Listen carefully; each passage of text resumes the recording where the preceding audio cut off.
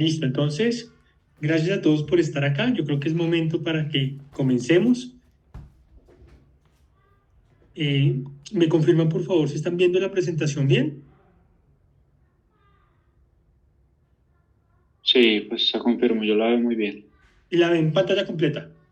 Sí, Perfecto, listo. Entonces, gracias a todos por estar acá de nuevo. Espero que este sea un espacio donde podamos generar una conciencia diferente frente a la importancia de las inversiones, perdón, de los impuestos al momento de invertir. Y que al final del día, este espacio les permita entender de una manera diferente la interacción de las inversiones con los impuestos y cómo hacer un trabajo conjunto nos puede ayudar a generar un mayor cuidado del patrimonio, primero, y una maximización de los retornos en las inversiones. O incluso pasaba algo y creo que todos vieron que volvieron a hablar que va a haber una nueva reforma tributaria. ¿Y la reforma tributaria en qué va a consistir? En que las personas naturales seguramente tendremos que pagar más impuestos. ¿Y a qué personas naturales seguramente buscarán en el pago de impuestos? Pues a los rentistas de capital o a alguien que recibe una ganancia ocasional. Yo no sé por dónde pueden coger más. Entonces, por eso es tan importante generar toda esta dinámica y que nuestra cultura frente a estos temas nos cambie la manera como tomamos decisiones. Entonces, el curso va a estar organizado, ya van a ver cómo está organizado. Yo lo que he aprendido de los pasados cursos es no centrarme o cerrarme a hacerlo de una u otra manera, sino más bien ser flexible y el tiempo nos irá llevando al manejo de todos los temas. Eh, Me encanta la interacción, me encanta hablar con ustedes. Ustedes tienen un montón de experiencias en sus procesos de inversión y por eso es tan relevante poder conversar, que digan yo opino esto o a mí me pasó esto y que nos puedan nutrir y entre todos conocer. Creo que también es un espacio de conversación frente a estos temas. Como les digo, lo más importante es la cultura frente a los impuestos y la gestión patrimonial. Algo que sí les pido el favor, si quieren participar, el chat no, porque el chat nos obliga a leer, a estar pendientes del chat. Mejor levanten la mano y participan. Ya vamos a ver cómo está diseñada la clase. Entonces, para comenzar, ¿quién es Andrés Durán? ¿Y por qué Andrés Durán termina, no pasó acá? ¿Por qué Andrés Durán termina hablando de impuestos casi todo el tiempo en redes sociales, particularmente sobre las inversiones? Yo soy Andrés Durán, soy colombiano, bogotano, vivo en Bogotá, pero también vivo ya por todos lados, viajando en mi moto. Soy abogado de la Universidad Javeriana de Bogotá, tengo una especialización en Derecho Tributario de la misma universidad. Tuve la gran oportunidad de estudiar en el gran curso del International Tax Center de la Universidad de Leiden en su momento en Países Bajos. Esa la hice en 2016-2017. Trabajé en mi carrera profesional más de 17 años en entidades financieras, particularmente en Grupo Bancolombia, donde trabajé en fiduciaria, valores, banco. Trabajé para los negocios de Panamá, para los negocios de Grupo Bancolombia Capital en Miami, hablando y mirando todos estos temas. Tengo más de 10 años, más de 17 años de experiencia en este tipo de temas. Soy consultor en asuntos de gestión patrimonial, educador en la materia, dicto cursos para ustedes. En Bancolombia, por ejemplo, parte de mi rol era educar la fuerza comercial para que cada día supiera más de estos temas. Eh, con mi reciente salida seguramente comenzaré a dictar clases en otro tipo de entidades también para ayudar a las personas a que puedan ser mejores en el proceso de ayudar a sus clientes a invertir. También soy corresponsal para el IBFD, que es como el Legis a nivel global de impuestos para Colombia, y pues parte de mis pasiones es montar moto, entonces me dedico a viajar en moto, pasear por todo el país, trabajando en esta nueva etapa de mi vida desde el lugar donde encuentre que es rico trabajar ese día. Entonces digamos que muy feliz, yo soy muy feliz, siempre vivo muy contento de poder enseñar este tipo de temas, y particularmente cada proceso de clases. Créanme que yo creo que la persona que más aprende soy yo, sobre todo de todo lo que ustedes traen a estas clases, que es un montón de información absolutamente valiosa. ¿Sí? ¿Quieren preguntar algo? Listo. La organización del curso. Entonces, yo tenía para pasados cursos una tabla donde decía cada día que íbamos a ver y sufría todas las clases porque no alcanzábamos a terminar de ver lo que yo estaba pensando. Entonces decidí hacer algo completamente distinto.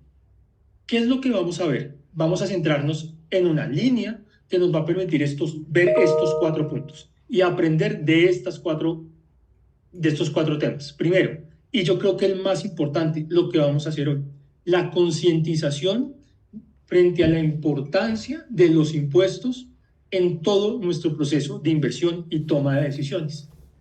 Después, muy importante, vamos a aprender de cómo funcionan los impuestos en Colombia y ciertos asuntos de gestión patrimonial. Vamos a ver ciertas inversiones, pero ya que son inversiones, digamos, en Colombia, aunque eso de invierto en el exterior o invierto en Colombia, puedo invertir en Colombia con exposición al exterior. Entonces, eso es particular. Y luego, cómo invertimos en el exterior. El temario del día. Es que no me gusta tener un temario del día. Yo tengo una idea y tengo montado un curso, pero vamos andando en el curso. Prefiero hoy la flexibilidad, ir a nuestro ritmo. Si vamos más rápido o más lento, pues vamos a nuestro ritmo. Y sobre todo, con toda la interacción con ustedes. Muy importante, esas bases también. Que las bases de los impuestos en Colombia nos queden muy claras. Porque ya sea que invirtamos en Colombia o en el exterior, esas bases son fundamentales. Preguntas, todas las que quieran. Por favor, la interacción es la base de este curso. ¿Por qué? Porque todos tenemos muchas experiencias y el mundo de las inversiones financieras es enorme. Lo que sí les pido es con orden. En algunos puntos les diré, ya llevamos muchas preguntas en este tema, avancemos y cortaremos un poquito las preguntas y que sean del tema del cual estamos hablando. Me ha pasado en otros cursos que estamos hablando, yo no sé, de la tarifa progresiva y marginal, y alguien pregunta, ¿y cómo hago para poder obtener una descuento por hacer unas donaciones en una fundación? No, hablemos del tema que estamos hablando. Yo sé que algunos pueden tener preguntas sobre temas tributarios que son muy interesantes, pero pues estamos en un curso donde la idea es hablar de impuestos e inversiones, sobre todo financieras. Vamos a tocar también un poco el tema de inversiones en inmuebles. Las clases, miércoles 3, jueves 4, martes 9, miércoles 11, martes 16, jueves 18, 6 a 8 de la noche. Entonces, hasta acá, ¿quiere alguien participar? ¿Quiere decir algo? Andrés, buenas noches, ¿cómo estás? ¿Cómo estás, Lina? No, para decirte que miércoles 11 no, sino jueves 11, para que de pronto no vaya a haber ahí Ah, sí, una... tienes razón, me ¿Listo? equivoqué ahí yo. No, Voy dale, a corregir tranquilo. y la presentación se los envío. Perfecto, gracias. O de una vez lo puedo hacer acá. Jueves 11. Tienes toda la razón y gracias por hacerme caer en cuenta de este error mío. Listo, jueves 11. Perfecto. Listo. Entonces, hoy, ¿con qué vamos a comenzar? Con concientización y objetivos. Alexandra, ¿cómo estás? Sí, buenas noches Andrés, ¿cómo estás? Muy bien, ¿y tú? Bien, gracias Andrés. Una pregunta, ¿las clases quedan pregrabadas? Porque yo habrá un día que tengo que viajar y no alcanzo a conectarme, entonces para ver si después la puedo visualizar. Sí, están quedando grabadas, incluso aquí veo que en la nubecita tiene el punto rojo y se está grabando. Entonces Perfecto. quedan grabadas y las grabaciones se las enviamos a ustedes y en el sistema quedarán más o menos un mes para que ustedes la puedan ver. Y si la quieren ver 2 o 3 veces, ahí va a quedar para que las vean varias veces. Muchas gracias. ¿Alguien quiere preguntar algo más? Listo. Igual, pues ya sin ponerlo con tanta día, más o menos estos son los temas que vamos a ver. Una introducción, inversiones e impuestos, gestión patrimonial, algunos temas básicos a tener en cuenta. Impuesto de renta en Colombia, los temas claves. Imagínense, uno para estudiar en la especialización impuesto de renta son como 8 meses en la especialización. Aquí vamos a verlo en 2 horas. Entonces, los temas claves que ustedes deben tener en cuenta para poder invertir bien, aspectos críticos y los temas relevantes de tributación internacional.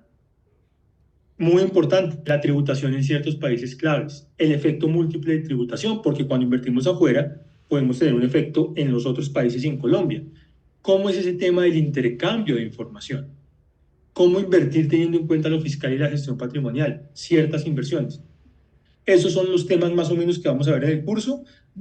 Vamos dándole el orden, porque yo también voy viendo cómo va el curso y voy ajustando lo que tengo pensado para ir realizándolo, porque al final del día vamos a nuestro ritmo y vamos viendo lo que ustedes particularmente están necesitando. Entonces voy a comenzar por qué quiero que se lleve y después pasamos a que ustedes nos cuenten también qué quieren ustedes, porque pues esto es de vía y vía y si lo puedo traer y si hace parte de lo que podemos traer, fabuloso. Entonces, ¿qué quiero que se lleven yo? Que tengan una noción clara que en las inversiones financieras los impuestos son planeables y son su elección. Cuando ustedes deciden invertir en algo, están decidiendo ese impuesto. Tristemente, o pues la dinámica que se ha dado usualmente, es que invertimos y pues al final el impuesto, lo que pasa en la declaración de renta, pues nos lo llevamos. Con la dinámica actual, con la forma de los impuestos actuales, creo que la inversión responsable es siendo consciente absolutamente de los impuestos y eligiendo las inversiones que van de la mano con nuestra situación impositiva. Entonces, esto es cultura, un cambio de cultura, un cambio de, ¿cómo decirlo?, mindset frente a las inversiones, de cómo miramos nosotros los impuestos frente a nuestro proceso de inversión. Segundo tema, la diversificación no es solo un concepto financiero, también es político, legal, pero si en algo tenemos diversificación y tenemos que comenzar a diversificar es en lo fiscal. ¿Y por qué? Porque en materia tributaria lo único cierto es el cambio. Lo que hoy pensamos y lo que yo les diga hoy, puede que salga un concepto de la DIAN diciendo cualquier otra cosa, o que haya una reforma tributaria en 2 meses, 3 meses o 4 meses, que cambie todo el panorama. Entonces, ¿qué es lo que tenemos que hacer? Aprender a diversificar lo fiscal, no poner, así como en lo financiero, no ponemos todos los huevos en la misma canasta, en lo fiscal tampoco, porque las cosas pueden cambiar y podemos tener un impacto tributario significativo. Otro punto importantísimo, los impuestos no se construyen en la declaración de renta, son producto de cada decisión que tomamos en el tiempo. Incluso lo que vamos a declarar ahorita en 2024, que corresponde a la declaración de renta 2023, son decisiones que tomamos desde antes de 2023 e incluso en 2023. Entonces, al final del día, ¿cuándo ustedes están construyendo sus impuestos? Cada día, en cada decisión. Cada día cuando ustedes deciden comprar invertir en un fondo de inversión colectiva, comprar una acción, invertir en un fondo de pensión voluntaria, invertir en un fondo de inversión colectiva, comprar un seguro de ahorro. Esos días son los que están decidiendo los impuestos y eso les va a impactar a futuro. Entonces, parte del cambio en la cultura es que nuestros impuestos no es lo que el contador, tratando de hacer magia, logra hacer el día de la declaración. Hacen todo su esfuerzo para tratar de llevar eso de la mejor forma, pero realmente cuando nosotros estamos construyendo los impuestos, en el momento que tomamos las decisiones de inversión. Decisión de inversión y decisión de desinversión. Hay personas que prefieren no meterse en este tema. Yo creo que si ustedes están acá es porque tienen la conciencia o quieren aprender o quieren mirar cómo logran incluir dentro de su proceso de decisión este tipo de temas. Y realmente, miren, los contadores, yo no soy contador, yo soy abogado, pero los contadores tratan de hacer magia para bajarnos los impuestos, para ayudarnos a que paguemos lo que corresponde. Pero pues nosotros tenemos que ayudar de nuestra parte tomando las decisiones adecuadas en el momento que la tenemos que tomar. ¿Alguien quiere comentar algo hasta acá?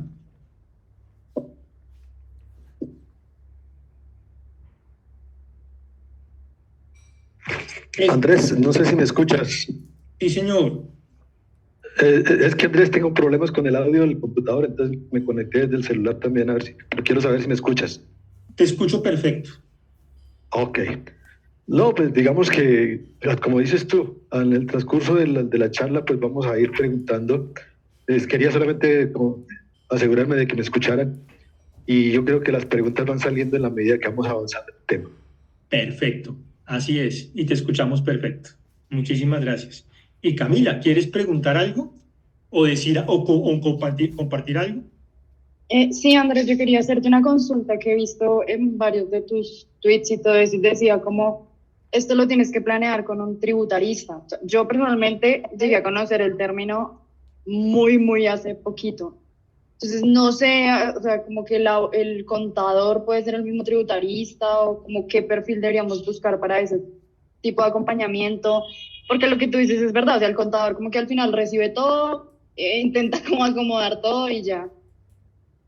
Los contadores son muy buenos, ellos los pueden acompañar.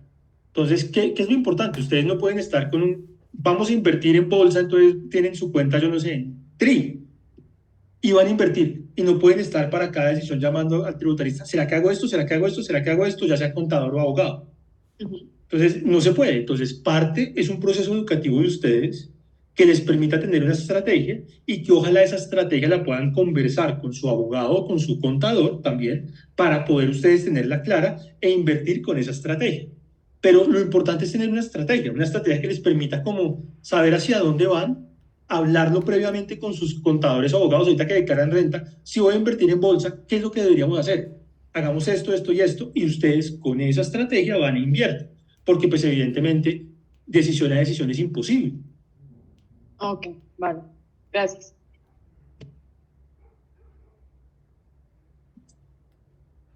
Importantísimo, Colombia tiene un régimen tributario de renta global. Entonces, ¿qué implica esto? Los residentes en Colombia debemos incluir en nuestras declaraciones de impuesto todo lo que hagamos en Colombia y en el exterior. Todo.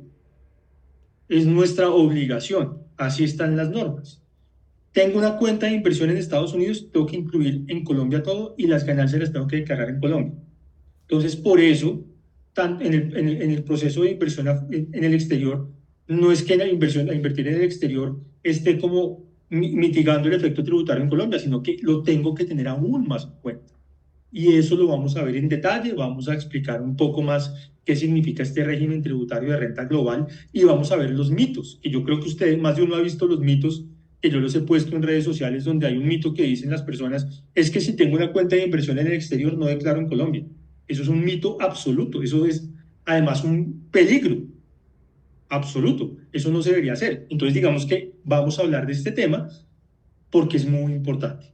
Régimen tributario de renta global. También, no solo basta con una buena rentabilidad, también es importante cuidarse de los impuestos a las herencias. Y lo hablo particularmente por el impuesto a las herencias de los Estados Unidos. Evitar procesos sucesorales innecesarios. Porque quedó con doble N. Bueno, luego corrijo esos errorcitos. Innecesarios. Muy importante. ¿Por qué? Porque pues, si nuestros padres fueran a dejarnos a nosotros los recursos, nosotros estaríamos cómodos con que, fuera de que mi padre falleció, tenga que hacer un montón de cosas para que esa plata me la entregue. Creo que yo estaría incómodo. ¿Vamos a dejarle ese mismo problema a nuestros hijos? Yo creo que tampoco lo queremos. Entonces, hay formas de evitar los procesos sucesorales, sobre todo cuando tenemos cuentas en el exterior, que tenemos que aprender cómo se hace. Evitar sanciones fiscales y cambiarias, sobre todo por no saber. Entonces, régimen de renta global, régimen de cambios internacionales, temas que tenemos que entender para poder hacer las cosas de la mejor forma. Impuestos altos sobre los rendimientos. Entonces, ahí hay un tema particular, y es que ciertas operaciones pueden generar impuestos más altos, más bajos. ¿Cómo yo hago para mitigar y para planear mi tributación? Todo esto hace parte de lo que podemos aprender y para tener una estrategia adecuada. Y otro tema que es muy importante, ¿cuáles son los dos principales socios en su proceso de inversión? ¿Alguien que quiera decirme cuáles son los dos socios del proceso de inversión?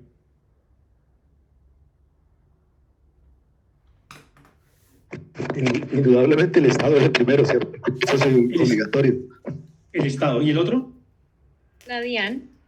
La DIAN es uno. No, El Estado. ese es el Estado. La empresa personal, la empresa Pero me propia. gusta, claro, pero me gusta más decir Estado porque no solo es la DIAN, también puede ser IRS o puede ser el DGI en Panamá o puede ser la Agencia Tributaria en España, los estados.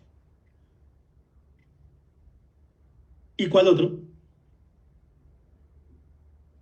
Las comisionistas. No, hay uno más importante. La pareja, el esposo, esposa, la persona que vive con ustedes, ese es el socio. Puede ser, no sé cuál va primero, si el Estado o la pareja, pero son los dos socios. Esas dos relaciones son las dos relaciones que se deben cuidar en la construcción del patrimonio. Fuera de que un divorcio es complicadísimo sentimentalmente, tiene un problema de destrucción del patrimonio bien complejo para los dos. Entonces, cuidar las relaciones de pareja hace parte de la construcción del patrimonio en el tiempo. Y tristemente, en nuestra cultura, hay dos cosas de las que es bien complejo hablar: la muerte y el divorcio. Son dos temas bien complicados de hablar. Y como no los hablamos, no tenemos nociones o no tenemos claridades de qué pasaría en esos casos. Digamos que la muerte cada vez se habla más, la muerte digamos que veo cada vez más apertura, pero en el tema de las sociedades conyugales, sociedades patrimoniales, de los divorcios, qué cosa más compleja para hablar, pero es absolutamente necesario hablarlo. Cuando ustedes están invirtiendo, no están invirtiendo solos, su pareja hace parte de ese proceso de inversión porque pueden tener sociedades patrimoniales y conyugales.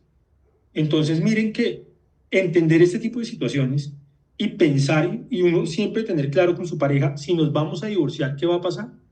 Es fundamental, no solo para la felicidad personal, sino también para qué va a pasar con el patrimonio.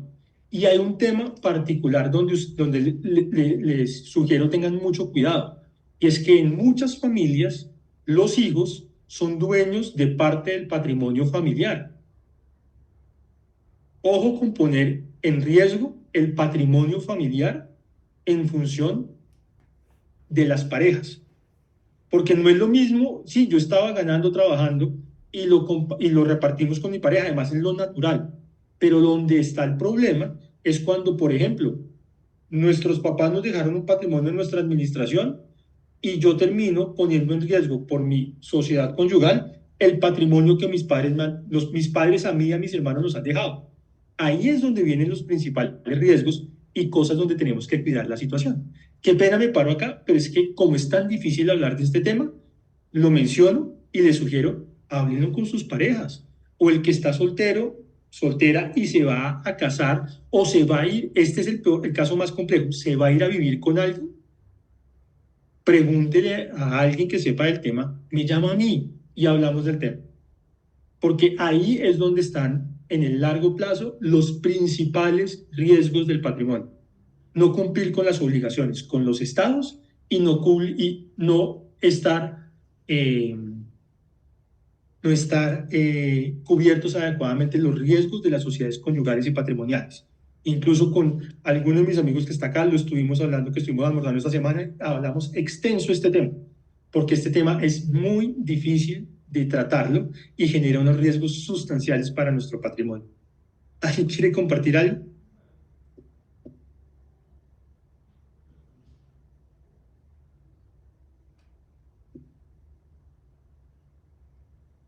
Andrés, muy Ay, buenas noches. ¿Me dale. puede preguntar, por favor? ¿Cómo? ¿Me escucha, por favor? Claro, te escuchamos. Ah, perfecto, bueno. Bueno, compartir una experiencia y de paso, pues, hacer una pequeña pregunta que, por supuesto, supeditada al hecho de que esté dentro del material que estamos hablando hoy. En mi caso, Andrés, yo tuve un inconveniente precisamente del tema que usted está hablando de las sociedades patrimoniales. Yo tomé la decisión legal de separarme y después hacer capitulaciones precisamente por la situación de todo lo que implica hacer la separación. Más que buscar un consejo, lo que me atrevo a decirles así a grosso modo como se lo estoy comentando, En ese aspecto, ¿fue una mala o una buena decisión? Me explico, porque voy a presumir que varias de las personas que nos acompañan están casados y tienen sociedades conyugales vigentes, o porque pues son compañeros permanentes y eventualmente también la generaron. Si realmente ese es como el proceder correcto. Eso es completamente separado de la relación sentimental que se maneja.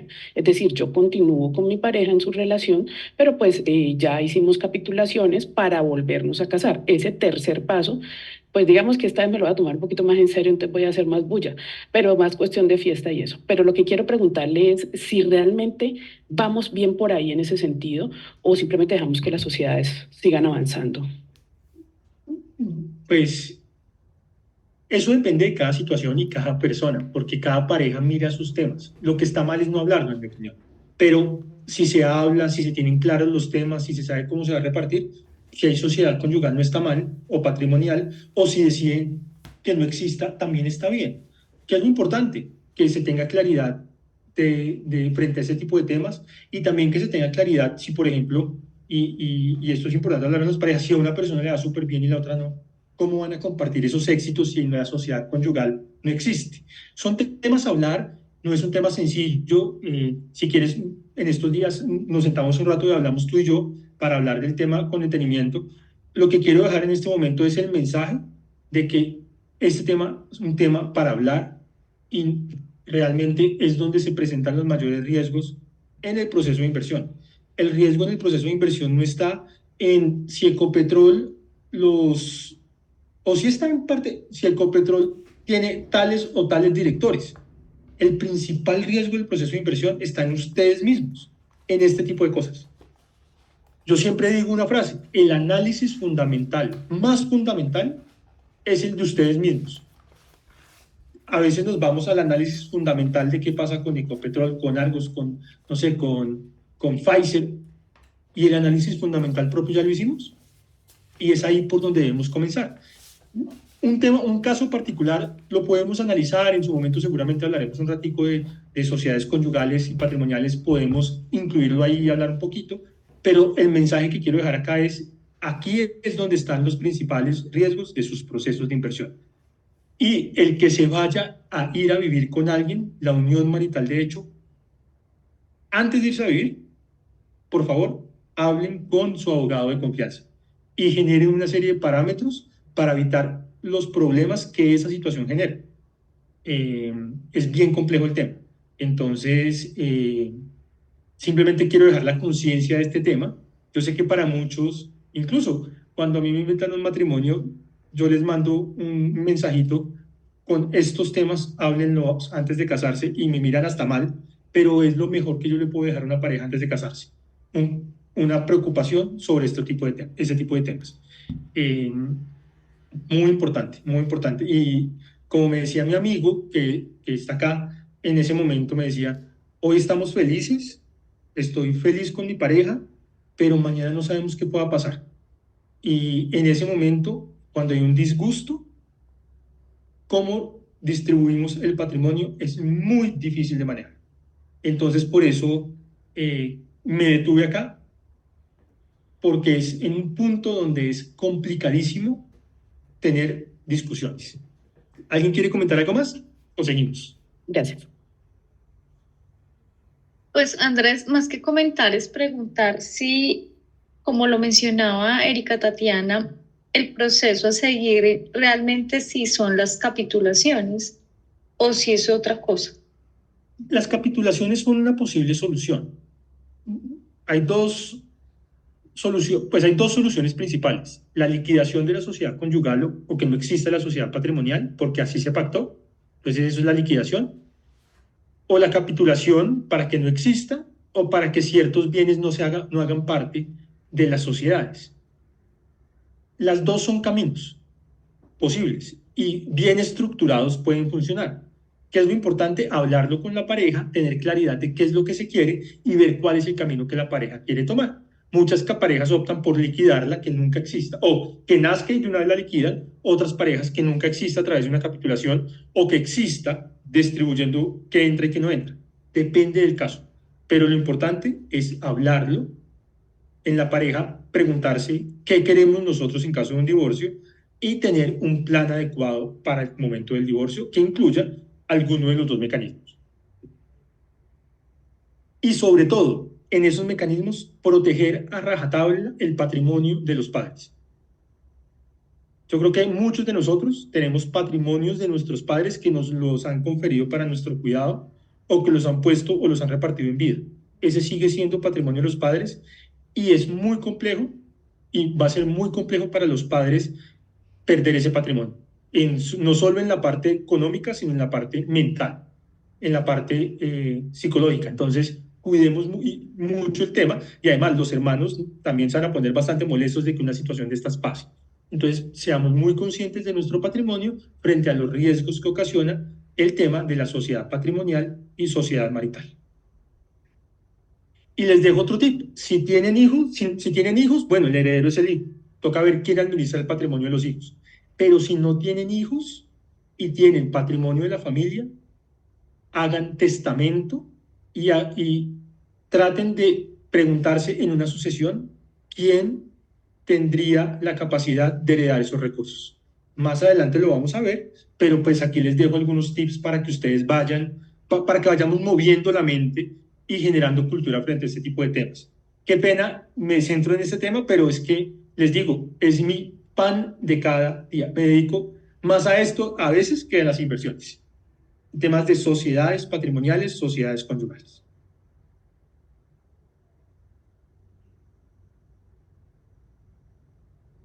¿Qué quiero que se lleven? También, si uno invierte en el exterior, ¿lo hace para qué? Para proteger el patrimonio y muchas veces del riesgo que estamos viendo, por ejemplo, en Colombia, el riesgo país, ¿cierto? Voy afuera a invertir y a protegerme del riesgo país. ¿Cuál es la peor forma, en mi opinión, de uno protegerse del riesgo país? Generar situaciones donde el gobierno de Colombia tiene la capacidad de sancionar. Porque es diferente que el gobierno de Colombia salga y le diga al gobierno, por ejemplo, de Estados Unidos, ayúdeme a cobrar esta deuda que esta persona tiene conmigo, a que le diga, simplemente quiero expropiar esto. Entonces, la peor forma de proteger el patrimonio es abrir riesgos sancionatorios, esconder el patrimonio, no declararlo adecuadamente, quedar sujeto a riesgos, por ejemplo, de seguridad social, donde las sanciones son altísimas, o también riesgos por temas cambiarios. Entonces, tratemos de cumplir a cabalidad. Yo creo que todos han visto que dentro de mis mensajes, siempre mi mensaje es cumplamos a cabalidad. Me aparecen algunos locos que siempre me hablan que como alguna información no llega a Colombia, entonces ocultemos la información. Yo no soy partidario de eso. Yo soy partidario más bien de paguemos lo que tenemos que pagar, eligiendo adecuadamente las inversiones que queremos hacer. Pero entonces digamos que aquí les llevo mi mensaje y les pregunto, ¿qué opiniones tienen frente a lo que les acabo de decir, que es como fijar hacia dónde vamos? Y segundo, ¿a ustedes qué les gustaría también? Y Lina, ¿me ayudas porfa a anotar las cosas que ellos nos digan?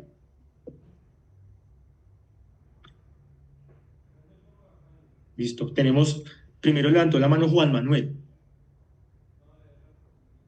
Bueno, hola Andrés y hola a todos. Ahí se me escucha, ¿cierto? Sí, se te escucha perfectamente. Listo. Andrés, yo desde hace unos días tenía por ahí anotado un tema que de pronto me parecería chévere que lo pudiéramos hablar si hay el tiempo. Y es, en mi caso, por ejemplo, estoy de hecho muy apropiado todo lo que estabas hablando ahorita de la pareja, porque hemos estado pensando en un futuro cercano, irnos a vivir juntos, primero como para probar. Y hemos hablado sobre el tema de cómo manejar las finanzas. Por decir algo, hemos hablado sobre manejar una cuenta conjunta, pero he estado mirando un poco. Aquí en Colombia no hay algo que se maneje, no hay como una figura de una cuenta para parejas, sino que según lo que he visto, como que toca que uno de los dos tenga la cuenta y ahí los dos ir metiendo y luego, no sé, tener 2 tarjetas asociadas a esa cuenta, no sé si eso se pueda, y de ahí hacer todas las compras que sean del hogar. Pero no sé eso fiscalmente, es decir, con el abogado, eso habrá forma de decirle, vea, a esta cuenta yo aporté esta parte y mi pareja aportó el resto, así que lo mío solamente es esto para uno pagar impuestos solo sobre esa partecita de la cuenta a la que uno aportó y no sobre toda la cuenta que está asociada a mí, por ejemplo, si esto fuera el caso. Perfecto, Eh, anotado. Listo, súper. Muchas gracias. Aquí lo anoté. Dale. Listo, gracias. Natalia, con mucho gusto. Hola, ¿cómo están? Bien, ¿y tú? Andrés, quería preguntarte si de pronto dentro de lo que tenemos contemplado dentro del curso hay algún tema de impositivo relacionado con las criptomonedas.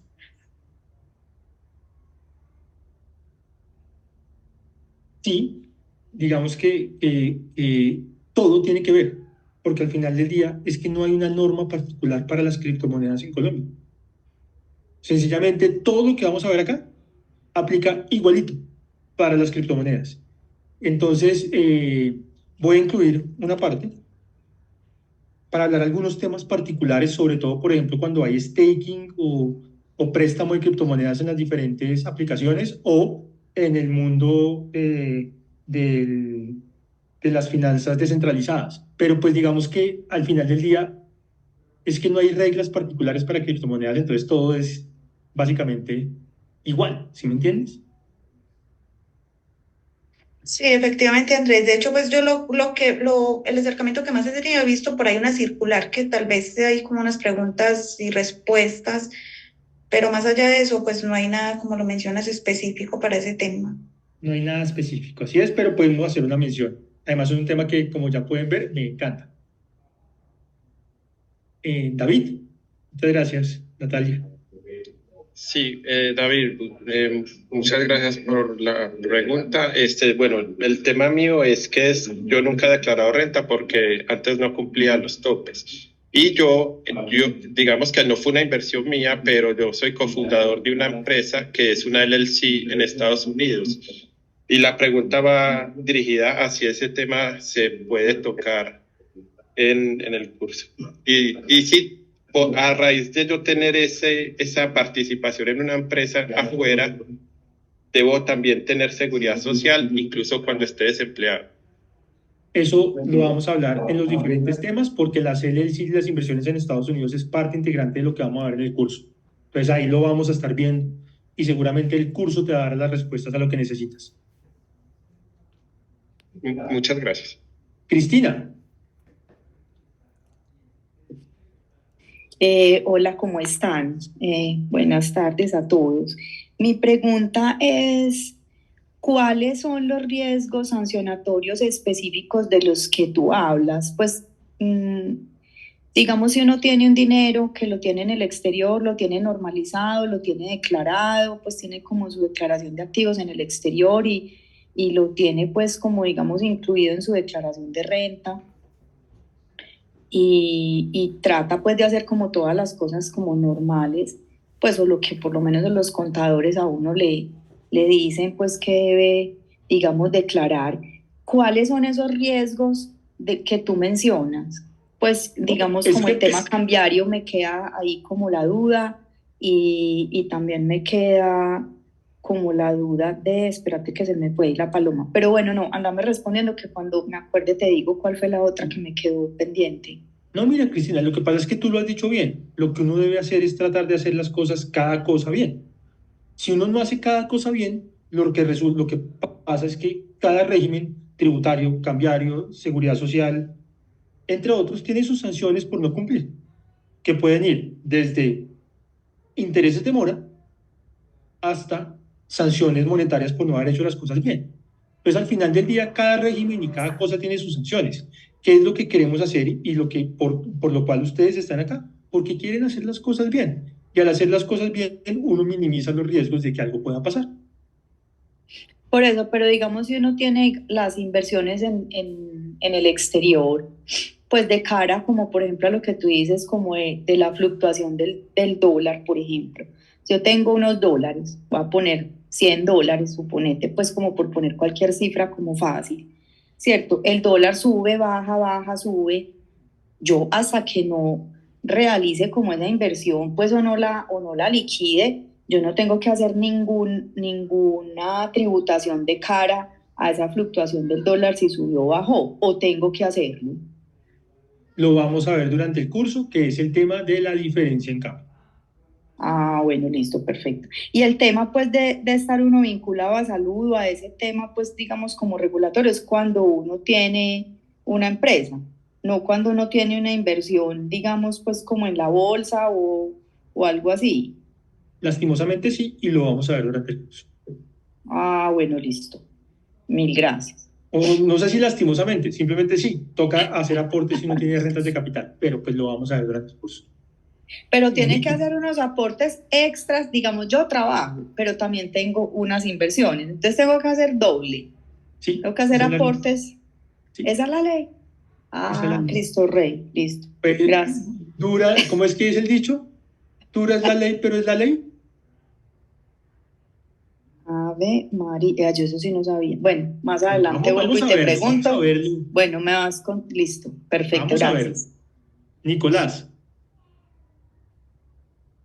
Hola Andrés, buenas noches Hola. a todos, ¿me escuchas bien? Sí, te escucho. Dale, perfecto. Bueno, mi duda es, digamos, para mí conocer todo este tema de impuestos está genial porque he invertido hace algunos años en temas de bolsa, pero no tenía el tema impositivo presente. Entonces, pues claramente es súper importante. Y una de las dudas que quiero hacer es si dentro de este curso también abordaremos esas posibilidades en las que uno puede, por ejemplo, crear una empresa para que a través de una empresa uno pueda gestionar las inversiones. ¿Por qué? Porque, digamos, yo estoy casado y, bueno, las inversiones las hago yo a mi nombre, pero pues somos una pareja. Entonces, como si uno pudiera tener ese modelo de crear una empresa y que ese patrimonio y ese capital, esa inversión se haga a través de esa empresa y salga mejor en forma tributaria hacerlo con una empresa versus como personas naturales. Lo vamos a ver. Y gracias porque no lo había pensado que incluirlo. Voy a hacer una mención leve porque van a ver que los temas estratégicos que vamos a ver les van a cambiar la forma de invertir. Entonces vamos a hacer una mención porque tener empresas funciona en algunos casos muy bien. Camila. Ok, perfecto. Vamos hasta Ulises y seguimos con el tema. Listo, Andrés, ahí tú mencionabas que íbamos a ver algo de inversiones inmobiliarias. Te pregunto, ¿eso incluye de pronto como esas nuevas formas de crowdfunding y todas esas cosas? Yo creo que eso ya es un tema un poco más especializado. Si nos da el tiempo podemos verlas, pero pues digamos que lo que yo estoy viendo es la inversión directa en Estados Unidos y el problema que está generando. Ok. Natalia. Discúlpame, Andrés, lo que pasa es que se me pasó preguntarte algo. Yo me percaté hace muy poco que, digamos así como las exportaciones, todo el tema de legalización de las monedas y pues todo el dinero que sale del país hay que legalizarlo a través de Banco de República y pues me doy cuenta que ya hice unos movimientos de dinero hacia un broker y que no hice ese proceso, entonces no sé si también podemos contemplar de pronto dentro de lo que vamos a ver, si hay alguna manera, si sea tardía, de subsanar esa situación. El caso de cada caso para solucionar toca verlo con un detalle y ver qué fue lo que pasó y ver qué oportunidad hay. Digamos que no es que haya una forma única o particular de solucionar. ¿Qué es lo importante? Tratar de solucionar, pero pues toca mirar el caso con mucho detalle porque no todos los casos son iguales. Entonces, digamos que yo creo que en esta clase hablaremos principalmente de cómo es el régimen cambiario y cómo son las generalidades de lo que tenemos que saber. Y ya, si alguno tiene alguna necesidad, es importante con su asesor entrar y mirar, ven, tengo esta duda, ¿cómo lo resolvemos? Y que se tomen una decisión estratégica frente al caso particular.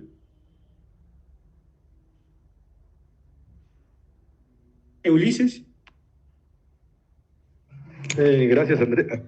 ¿Sí me escuchas, no? Sí. Tengo la duda. Ok. Digamos que yo he tenido que aprender a los trancazos y definitivamente, por eso digo que el socio obligatorio es el Estado a través de la DIAN. Entonces yo creo que uno de los primeros pasos que te he visto que escribiste en este fin de semana, si no estoy mal, fue relativo a lo de la declaración exógena, porque es algo que de pronto, digamos, las personas de a pie no lo teníamos ni siquiera en mente, que teníamos que hacerlo. Entonces, lo relativo a la declaración exógena, y ya que estamos tan cerca ahorita de los plazos de cumplimiento. Digamos, la otra parte, sí lo vi en el temario, de todas maneras, como te dije, he tenido que aprender a los trancazos. Tengo un proceso con la DIAN precisamente por la aplicación del 36.1, de la exención o que los ingresos no sean constitutivos de renta ni ganancia ocasional en la utilidad en venta de acciones, siempre y cuando estén listadas en la bolsa de Colombia, la bolsa de valores de Colombia. Entonces, en este momento tengo un proceso. Te podría pedir un favor, cuando estemos en el tema de hablar, ¿nos puedes contar tu caso y lo que está pasando? Sí, claro, con mucho gusto. Por favor, y en ese momento vamos a llegar al punto de hablar de ese beneficio tributario y que nos cuentes qué es lo que te está pasando para que todos tengamos nociones de lo que pasa en la vida real. Sí, claro, porque a alguien le puede pasar igual. Le puede pasar, sí, perfecto. Entonces, la sugerencia es que empecemos, digamos, con lo de la declaración exógena, que es algo que yo lo tenía por fuera del radar, básicamente, hasta que me llegó un requerimiento de ese tipo. Entonces, pues, tuve que salir a pagar unas sanciones por no haberlo hecho a tiempo, y ya le queda la lección aprendida. Entonces, para que de pronto haya personas que hasta ahora se estén iniciando en el negocio y que es necesario que lo tengan en cuenta, que lo planifiquen. Vamos a hablar brevemente porque el tema es extenso. Sin embargo, tenemos planeado, falta confirmarlo, pero tenemos planeado con mi amigo Carlos Guerra de Impuestos con Botas un live sobre exógena el día lunes. Entonces también el que le interese el tema, el día lunes vamos a estar hablando con Carlos de este tema particular y donde Carlos, que tiene bastante experiencia en este tema, va a venir a darnos su experiencia, a contarnos sobre el cumplimiento de la información exógena. Listo, entonces gracias a todos por participar y a todos por tener paciencia, pero digamos que esta interacción nos permite saber qué es lo que ustedes están buscando también y que nos permite también entender y ver otras experiencias como la que nos acaba de dar Ulises. En el chat preguntan si hay cuentas conjuntas en Pibank, ¿se pueden abrir? ¿En dónde? Pibank. No sé particularmente el caso de Pibank. Lo que yo he visto es que en Colombia tenemos en muchos casos cuentas mancomunadas y que pueden ser I o O. Entonces, sencillamente lo importante es que si el banco, la entidad financiera ofrece la cuenta mancomunada I o O, le preguntemos al banco adecuadamente cómo es la naturaleza de su cuenta, qué entiende el banco por I y qué entiende el banco por O. Pero hay muchas entidades financieras que tienen la posibilidad de tener varios cotitulares y esos cotitulares que tengan I u O. Yo lo que entiendo y lo que yo pensaría siempre es que el I es que ambos son dueños de la totalidad y el O que cada persona es dueña de un porcentaje. Entonces toca tener eso muy en cuenta para saber qué pasa con los tipos de cuenta.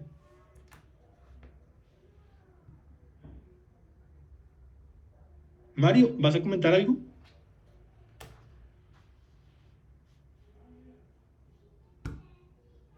Bueno. Entonces, ¿qué quise traer en esta diapositiva? Una serie de... Aló. Ahora ya te escuchamos. No, qué pena, que estaba sin sonido, no, Andrés. Lo que quería comentar es, anteriormente las firmas comisionistas manejaban mucho las cuentas mancomunadas, pero de los últimos 2 o 3 años para acá, sobre todo en el tema de renta variable, habían tenido bastantes problemas, sobre todo en el tema de las acciones. Entonces, hoy en día, las firmas comisionistas no están abriendo cuentas mancomunadas, simplemente para tenerlo presente. Sí, hay un problema de reporte, a quiénes reportan, cómo reportan, entonces prefieren no tenerlas. Entonces, por eso toca ver si el banco o la entidad financiera las ofrece o no, y si las ofrece, preguntar muy bien qué pasa, si es sí o es O, y que el banco le diga a uno cómo es. Lo mismo cuando uno la abre en el exterior y tiene cuentas conjuntas, que se llaman en el exterior, o con joint tenants. Preguntar siempre qué pasa en una u otra cuenta. Listo, entonces, gracias Mario. Les traigo una serie de frases. Yo busco frases y hay unas frases muy interesantes. Por ejemplo, esta es muy famosa. La 1. En este mundo nada puede entenderse como cierto, salvo la muerte y los impuestos. Y quisiera resaltar la sexta: la gestión patrimonial es de todos, no es de los millonarios. Nos cuesta un montón conseguir nuestro patrimonio. Le dedican ustedes un montón de tiempo a aprender a invertir, a hacer los análisis de las empresas en las cuales quieren invertir. Tienen que cuidar su patrimonio, y el cuidado del patrimonio es no solo los riesgos financieros, sino sobre todo los riesgos legales, sucesorales, impositivos, de riesgo país, de negocio que ustedes mismos le imprimen a su patrimonio. Entonces, eso les quería comentar. Ahora, les voy a dar mi visión frente a la gestión patrimonial. No es un producto legal o financiero. Nadie les ofrece gestión patrimonial. La gestión patrimonial tampoco es sinónimo de trust, fundación, o es que, como me dijeron en una fiduciaria, no es que para nosotros gestión patrimonial es hacer patrimonios autónomos. Entonces, como que diga, el que diga, no, para mí el dolor es tomarse unas aspirinas, que no, es que hay diferentes dolores y dependiendo del problema, uno tiene que buscar la solución que corresponda. La gestión patrimonial es que ustedes tengan la cultura de tomar decisiones que les ayuden a cuidar el patrimonio. Esas decisiones no son solo de inversiones. Por ejemplo, me voy a vivir con mi pareja. ¿Qué hago? Como lo acababa de preguntar alguien, no me acuerdo exactamente quién preguntó. Que cada decisión sea inteligente. Cuando ustedes busquen un asesor de gestión patrimonial, busquen a alguien que les quiera enseñar, porque el problema principal en la gestión patrimonial es que el tema sigue andando, sigue andando, sigue andando. El problema no es único. El problema es que ustedes van a tener que seguir tomando decisiones. Si no les enseñan, entonces, ¿qué van a tener que hacer? ¿Llamar cada 5 minutos al abogado o al asesor de gestión patrimonial para que les diga qué hacer? No, ustedes tienen que aprender. Y lo otro, hay miles de soluciones. No se trata de, es que yo vendo fondos de pensión voluntaria, o es que yo vendo fondos de inversión colectiva, o no, es que yo vendo comisionista, o es que yo vendo un fondo o un fideicomiso, sino que ustedes encuentren las soluciones que les ayuden a cuidar su patrimonio. Entonces, ¿qué compone la gestión patrimonial? Un momento. ¿Qué compone la gestión patrimonial? La planeación de las relaciones familiares, que ustedes cuiden las diferentes relaciones del patrimonio. Que me están llamando, qué pena, de portería, una tras otra llamada. Voy a preguntar qué está pasando.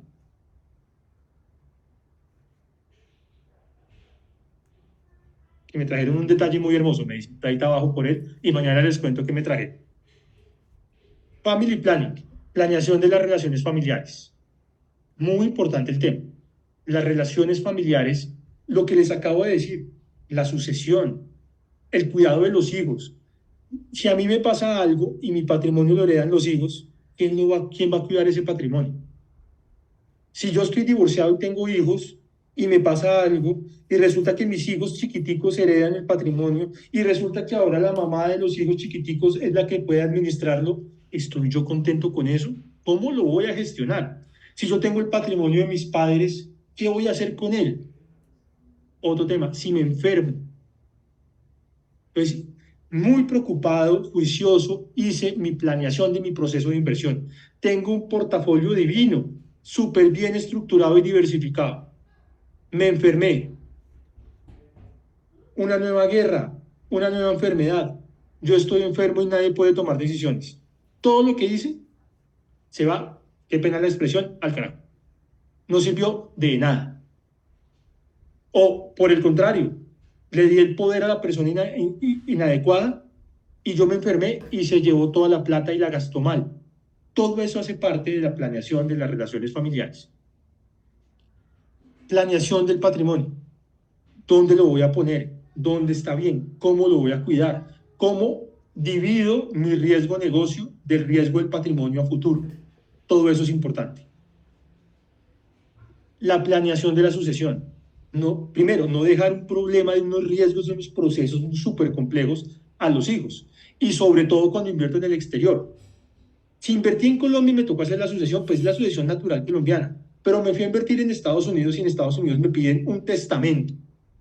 Y yo no dejé testamento. Por ejemplo, Happy pide testamento. Si alguno de ustedes invierte en Happy, ¿tiene testamento? Happy para la entrega de los recursos a los herederos pide un testamento. Y si no es testamento, ¿qué va a pedir? ¿La sucesión en Estados Unidos? ¿La sucesión en Colombia? Traducida y autenticada, de pronto. Entonces son 400 páginas de la sucesión y a los hijos les toca traducirla y fuera de todo pagar el apostille ante la administración, pues ante la Cancillería. ¿Cuánto cuesta todo eso? Pues primero evitar los procesos de sucesión innecesarios. Hay formas, tener cuentas conjuntas con beneficiarios, evitarlos. Y segundo, los impuestos a las herencias. Y ahí juega un papel clave el impuesto a las herencias de Estados Unidos. Un portafolio, un patrimonio mal estructurado, cae en impuesto a las herencias. Tenemos que aprender a cuidarnos y vamos a hablar extensamente del tema. La planeación impositiva, naturalmente. Pero aquí hay un problema. Muchas veces pensamos que la planeación impositiva es la gestión patrimonial. La planeación impositiva es un pedacito de la gestión de nuestro patrimonio. Y un tema adicional, la planeación de la vida. Estaba ahorita con un amigo y que voy a comenzar a trabajar con él, que todos ustedes conocen, un gran futbolista, y estábamos hablando del tema, y él lo que me decía, yo quiero cuando él 10 años me retire, en 5 años me retire, tener la plata, los recursos listos para poder invertir bien, para poder vivir bien, para poder cubrir las necesidades de vida de mi familia.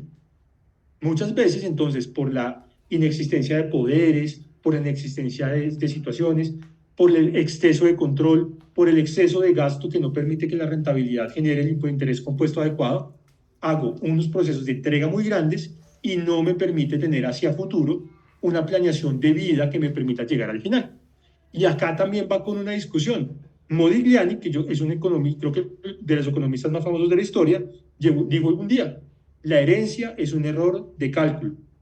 Muchas personas piensan eso. Por ejemplo, mi papá piensa que la herencia es un error de cálculo y él quiere gastarse toda su plática, o mejor dicho, que el día que él fallezca se haya gastado toda su plática, lo cual es absolutamente fabuloso.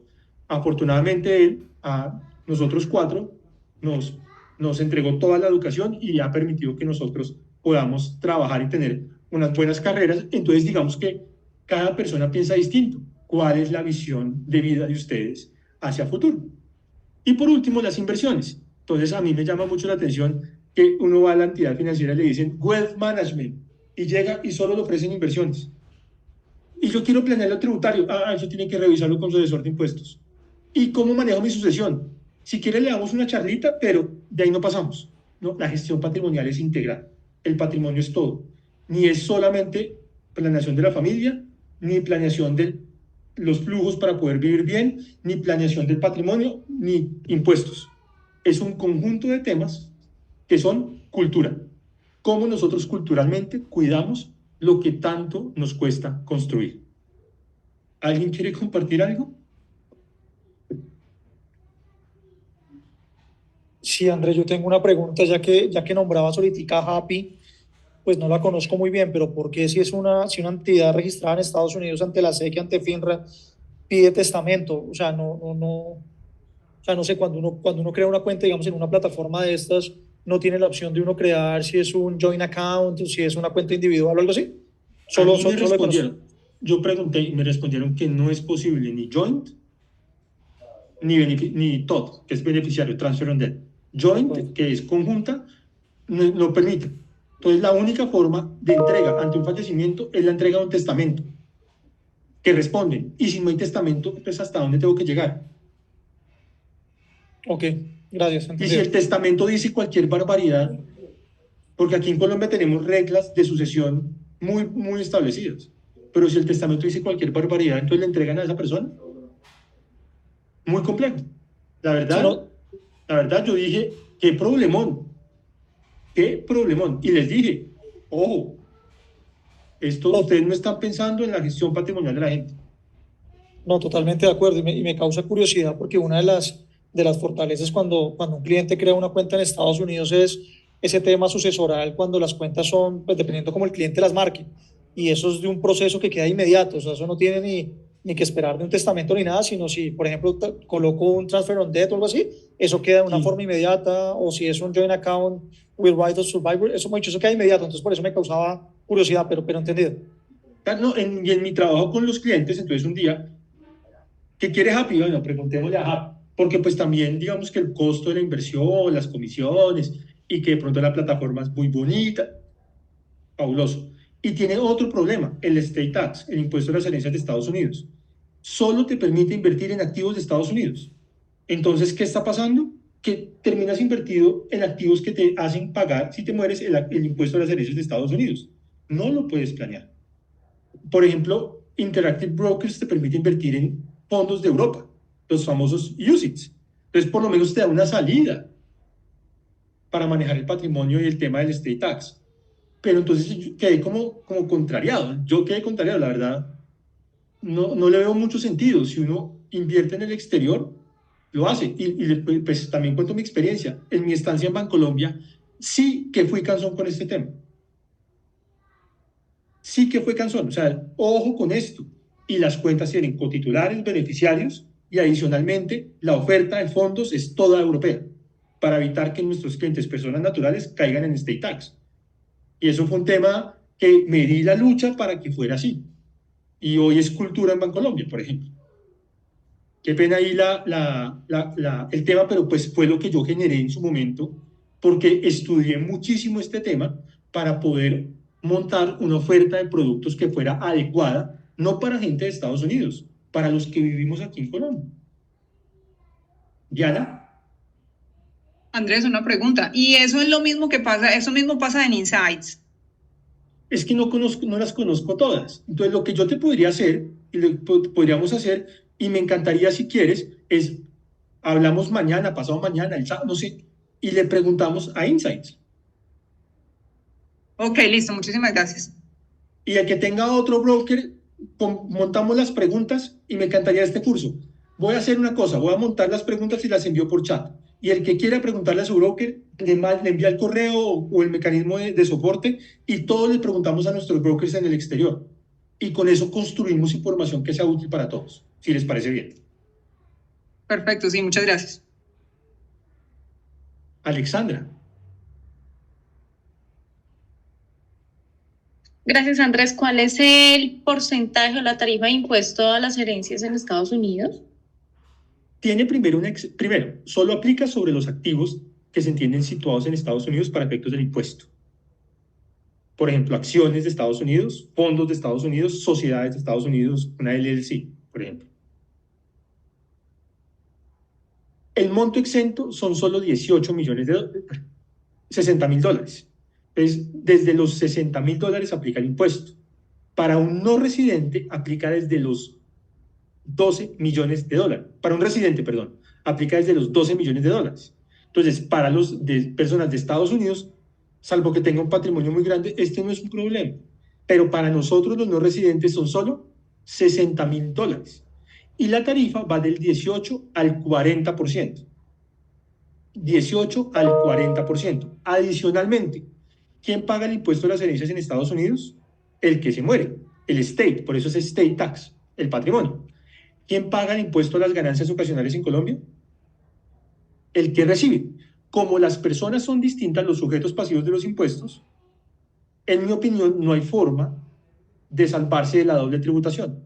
Pagas allá el estate tax y acá la ganancia ocasional.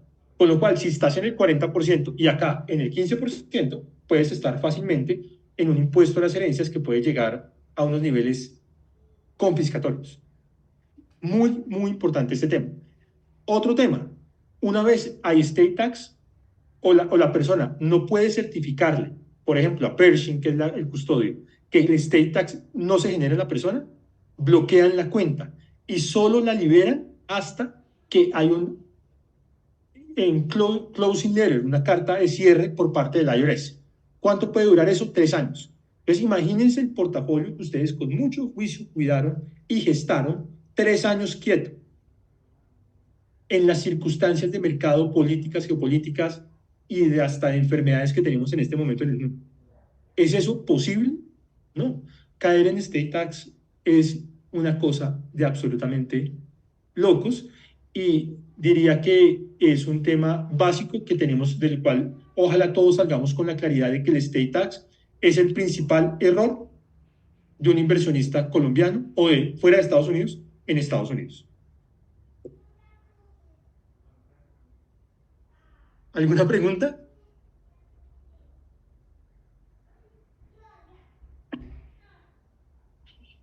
Yo tengo una consulta.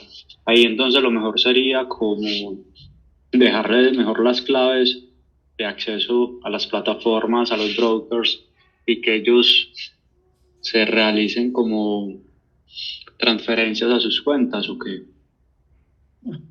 Mira, te voy a decir algo y es, una vez la persona fallece, se causó el impuesto de las herencias. Tratemos de buscar soluciones haciendo las cosas adecuadamente. Si mañana la IRS se llega a dar cuenta y quiere molestar, eso es un problema gigante. Y no es un problema frente a la DIAN, es un problema frente a la IRS. ¿Vale la pena? En mi opinión, no. En mi opinión, más bien, estructuremos adecuadamente el patrimonio. Sabemos ya que tenemos un límite de 60.000, que el impuesto es progresivo y marginal. Podría llegar hasta los 200.000, $100.000. Si me supero ese monto, $100.000, ya digo, ya tengo que buscar una alternativa para invertir. Tener una sociedad de fuera de Estados Unidos a través de la cual invierta, por ejemplo. Y ya con eso resolví el problema. Tener un seguro de vida. Si me morí, que ese seguro de vida pague el impuesto, por ejemplo. U otra posibilidad, elegir adecuadamente los activos de inversión. Entonces, elijo fondos europeos para invertir en el tema, y hay un activo que no les dije, bonos, los bonos del tesoro. La gran mayoría de bonos del tesoro no les aplica el estate tax, bonos del tesoro de Estados Unidos. Hay opciones. Creo que esa opción de dejar las cuentas para que ellos muevan los recursos puede ser muy práctica, puede ser que nunca pase nada, pero si llega a pasar, hay una mejor forma de solucionar. O si llega, por ejemplo, alguien a llamar al broker, es que mi papá se murió, ¿qué tengo que hacer? Bloquean la cuenta inmediatamente y me quedé sin solución. Entonces, mejor tener una solución adecuada, y para eso es muy importante tener en cuenta el monto y desde cuándo yo me siento en riesgo. Porque no es realmente desde los 60.000, puede ser desde los 100.000, desde los 120.000. Entonces, yo te diría eso.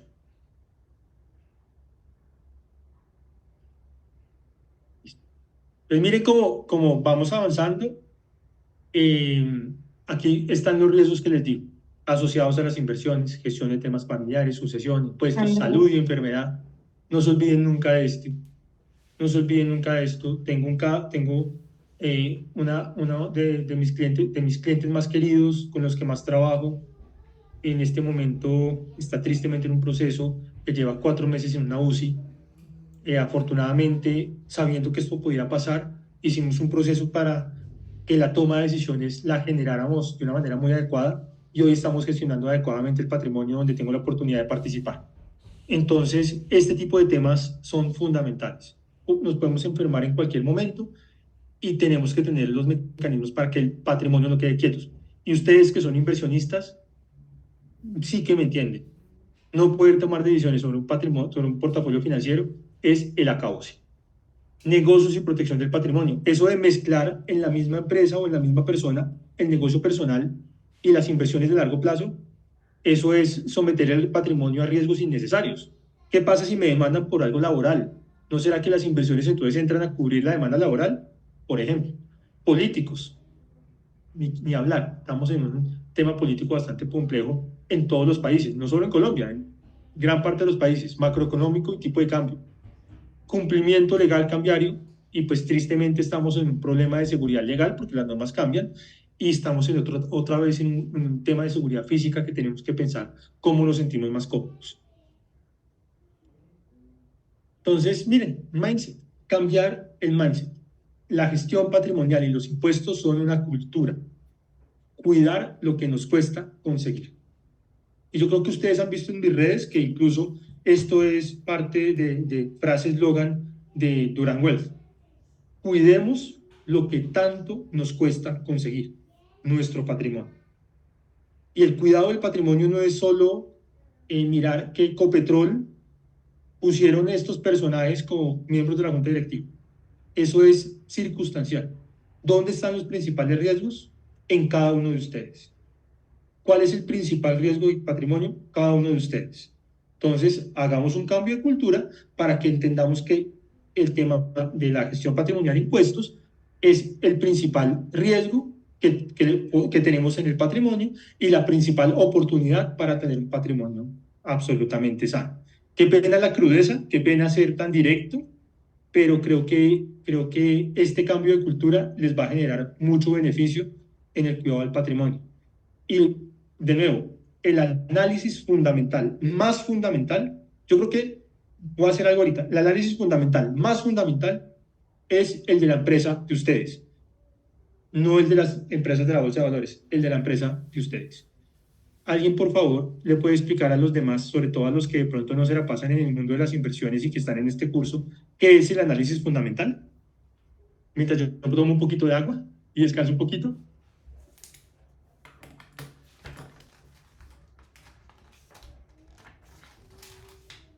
¿Alguien se lanza? Si quieren, yo lo explico. O sea, pero análisis fundamental de qué, de las compañías. En el mundo de las inversiones, ¿qué se entiende como análisis fundamental?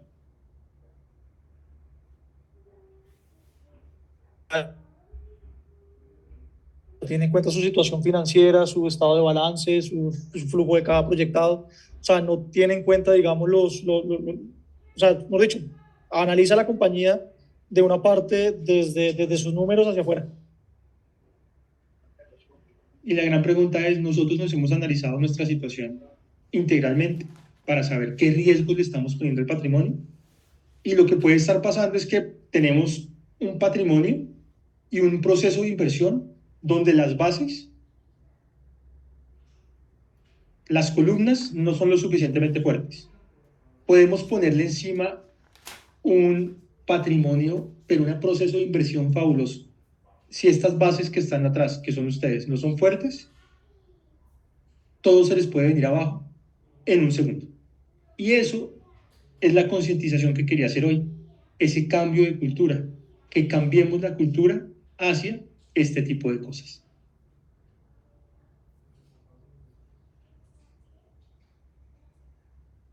¿Alguien tiene algún comentario? ¿Alguien se siente que estoy siendo demasiado directo con los temas que estoy diciendo? ¿Quiere apoyarme, aportar frente a este proceso? Sí, Andrés, yo quiero aportar ahí algo y es, una de mis funciones pasadas estaba todo el tema de planeación financiera y patrimonial para una entidad. Y yo creo que después del tema de la pandemia, la gente tomó un poco más de conciencia, porque simplemente, como para complementar lo que estás diciendo, es a veces las personas o las familias tienen tiempo para absolutamente todo, menos para lo más importante, que son sus propias finanzas. Entonces, lo que quiero decir con esto es, y que eso debería ser lo más importante. Así que nada, hay que sacarle tiempo a lo más importante, que es manejar las finanzas, no solo de una forma actual, sino obviamente pensando en el futuro. Y como decía Andrés, las cosas pueden cambiar en cualquier momento y lo mejor es estar preparado. Lo único constante es el cambio, eso se le dicen a uno en todo lado. Lo único constante es el cambio. Y en esto sí que es constante el cambio. Miki. Hola Andrés. Bueno, no, de mi lado, o sea, me encanta el tema porque en mi empresa, pues uno sí cuida mucho el presupuesto de la empresa, cada peso, cada dólar, pero muchas veces no pasa lo mismo pues con la parte personal. Y sí, una cosa es que ahora le pongo mucho más cuidado a las inversiones y qué es lo más rentable para mí, pero el hecho del impuesto y de cómo me puede afectar, no o sea, como que hasta ahora le estoy empezando a poner cuidado y siento que es de esas cosas que lastimosamente no enseñan en los colegios ni en ningún lado, pero independientemente de lo que uno haga en la vida, pues los impuestos van a ser constantes. Entonces, me parece genial poder uno aprender y entender para tampoco, o sea, poder tomar decisiones sin tener que estar siempre consultando a un abogado, un contador, sino uno tener una idea de qué quiero, qué sería bueno para mí y cómo tomar esas decisiones. Fabuloso. Y les voy a dar una anécdota. Estaba hablando hace unos meses con uno de mis amigos de Bancolombia, uno de los gerentes de banca privada, y me decía, hizo un cálculo de mi salario, cuántos meses de mi salario se van al pago de mi impuesto de renta. Y me dijo, se me van 3 meses y medio. 3 meses y medio. Si ese es el caso, ustedes imaginan, ustedes pues podrán decir, en este momento, si nosotros vamos pensando en nuestro negocio puede ser empleado, pero es nuestro negocio. ¿Qué aprendizaje nos da mayor beneficio marginal? ¿Ir a hacer otra especialización o aprender un poquito de impuestos? No me respondan. ¿Ir a tomar un curso de finanzas cuantitativas o aprender un poquito de impuestos? Y otra pregunta que les tengo, por favor, para que la contestemos al final del curso.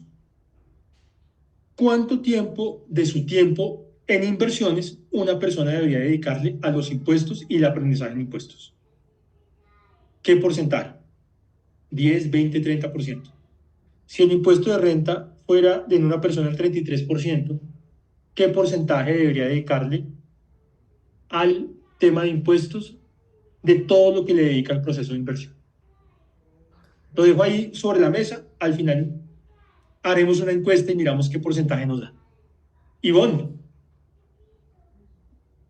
Hola Andrés, buenas noches a todos. Bueno, tengo dos preguntitas. No me quedó muy claro, digamos, porque decías que el límite son 60.000, pero decías como que se podría llevar hasta 100.000. No sé si tú estás como viendo como un valor a futuro a partir de, no sé si está definido como tantas veces un valor así como, no sé, tantas VTs, por decirlo así. Entonces, como que proyectas que ese valor podría convertirse en 100.000. Me quedó esa duda.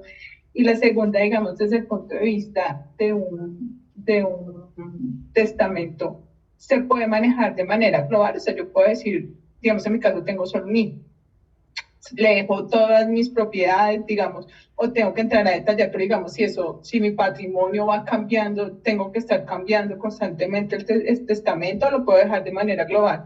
Le dejo todas mis inversiones, le dejo todas mis propiedades, le dejo todo a mi hijo, y solo, digamos, no sé si es menor de edad, pues dejaría como una persona que lo maneja hasta que sea mayor de edad, o eso hay que ser muy específico en un testamento. La verdad, desconozco por completo ese tipo de documentos.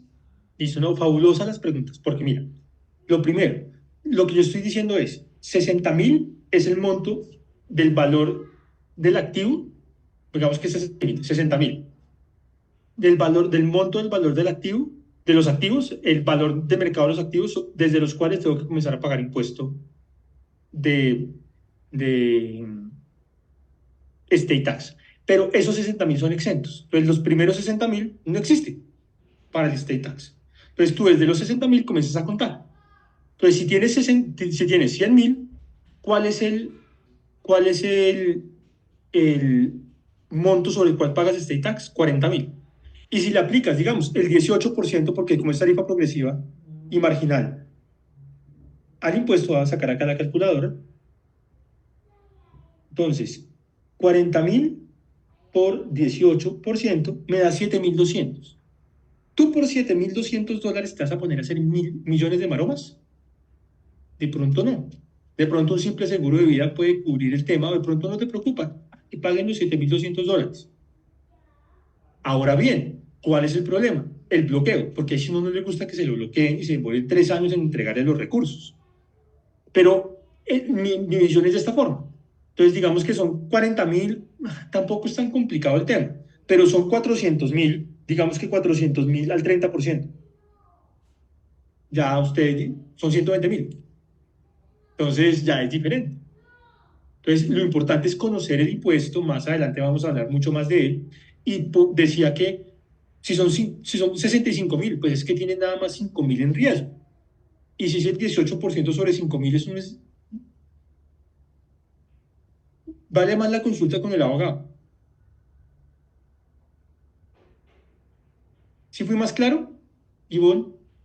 Sí, ya súper claro. Es como el valor restante después de los 60.000. Gracias. Claro. Y frente al testamento en tu caso, ¿qué es lo que pasa? Nosotros tenemos en Colombia un régimen sucesoral muy específico.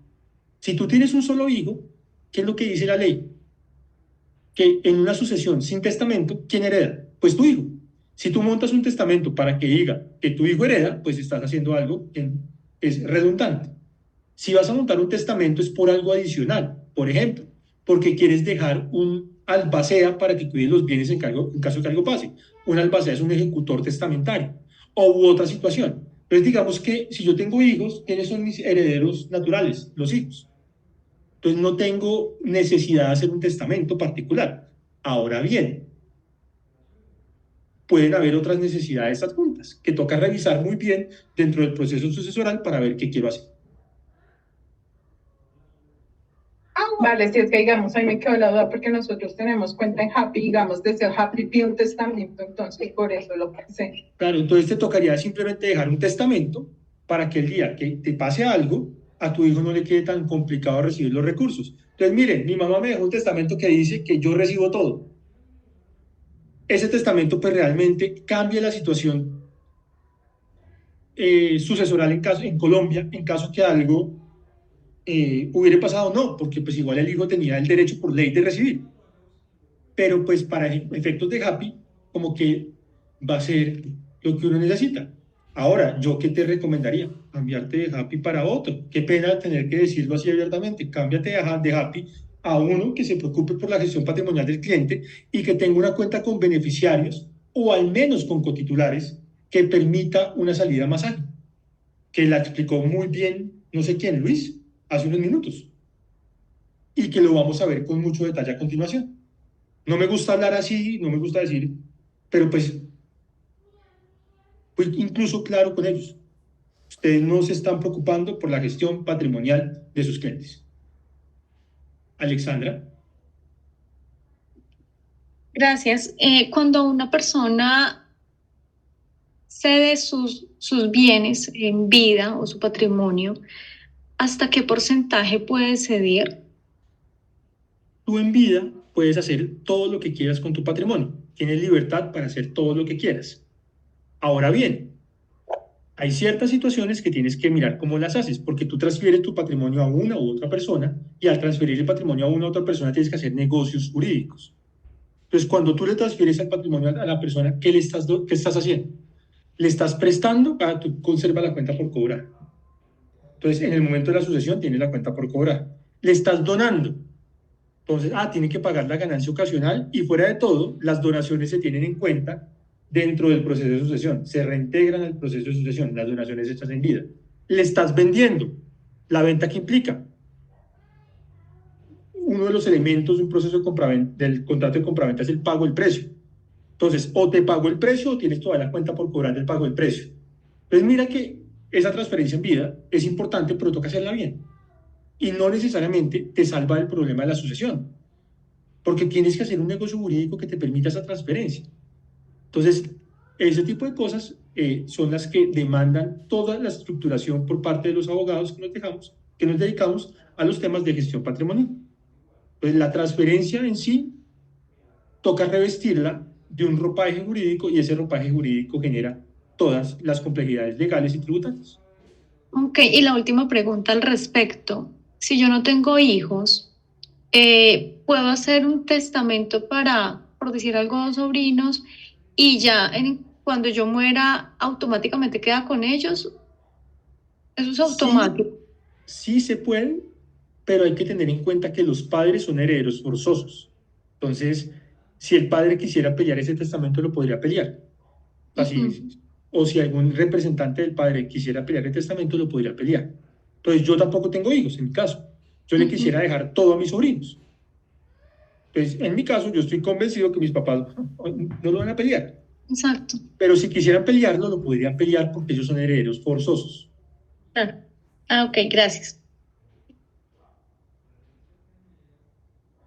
Listo. Más adelante vamos a ver un poquitico más de estos temas. Esta primera clase era de concientización, de conocernos, que le perdieran la pena preguntar. Creo que preguntar nos pone los pies en el piso sobre los temas.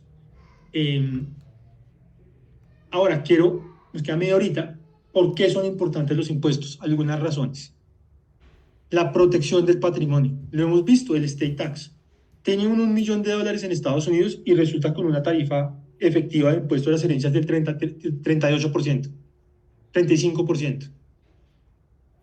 ¿Eso es lo que uno quiere? Creo que no. Entonces, invertir cuidando el patrimonio. Impuestos sobre las rentas. Entonces aquí hay un tema de evitar los altos rendimientos, programar y saber cómo es la tributación de uno para generar los ingresos de la mejor forma y teniendo en cuenta que hay diferentes formas de cómo se producen las rentas.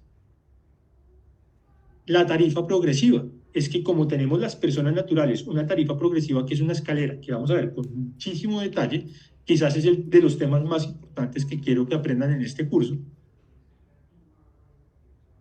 En el proceso de inversión tenemos que utilizarla adecuadamente. Tenemos que saber los momentos de las tarifas progresivas.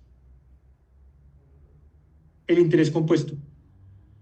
Qué pena decirlo así, pero el interés compuesto es un ejercicio de impuestos. Si nosotros no tenemos en cuenta los impuestos dentro del proceso de interés compuesto, los efectos son completamente distintos. No es lo mismo yo invertir en una cuenta y que sencillamente los intereses se vayan reinvirtiendo permanentemente y vaya creciendo, o yo invertir en una cuenta y anualmente tener que sacar de la cuenta para pagar los impuestos. ¿Por qué? Porque no tengo la misma capacidad de crecimiento.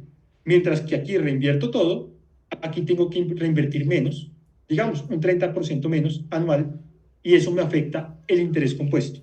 Y los números después de años hacen que el efecto sea completamente distinto en el proceso de inversión. Alguien me decía, no, pero yo tengo presupuestados y separados el pago de impuestos. Pues igual, en otro lado, es que el patrimonio no es solo ese CDT, el patrimonio es todo.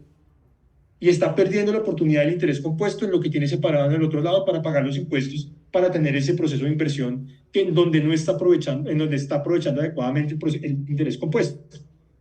Toca revisarlo con su detenimiento. Ahorita tenemos un ejemplo y en la presentación van a tener links a mis hilos en redes sociales donde pueden ver mucho más detalle de lo que yo pongo en el día a día, que muchos de ustedes lo ven, pero pues que son interesantes. Los beneficios tributarios, no desaprovechemos los poquitos beneficios tributarios que tenemos. Son tan poquitos que es importantísimo aprovecharlos. Evitar sanciones. Y sobre todo por desconocimiento de las normas, saber las normas que me permitan cumplir con detalle y evitemos que tengamos sanciones, eso no tiene sentido. Pues aquí les dejo 2 links, van a estar en la presentación. El primero, razones a tener en cuenta al momento de vender una inversión. Un día estaba discutiendo con un influenciador español y llegó y me dijo, es que al momento, uno nada más tiene que tener en cuenta los impuestos al momento de comprar la inversión. Yo le dije, no señor, al momento de la venta es sumamente importante entender qué pasa con esa decisión. Pero sumamente importante.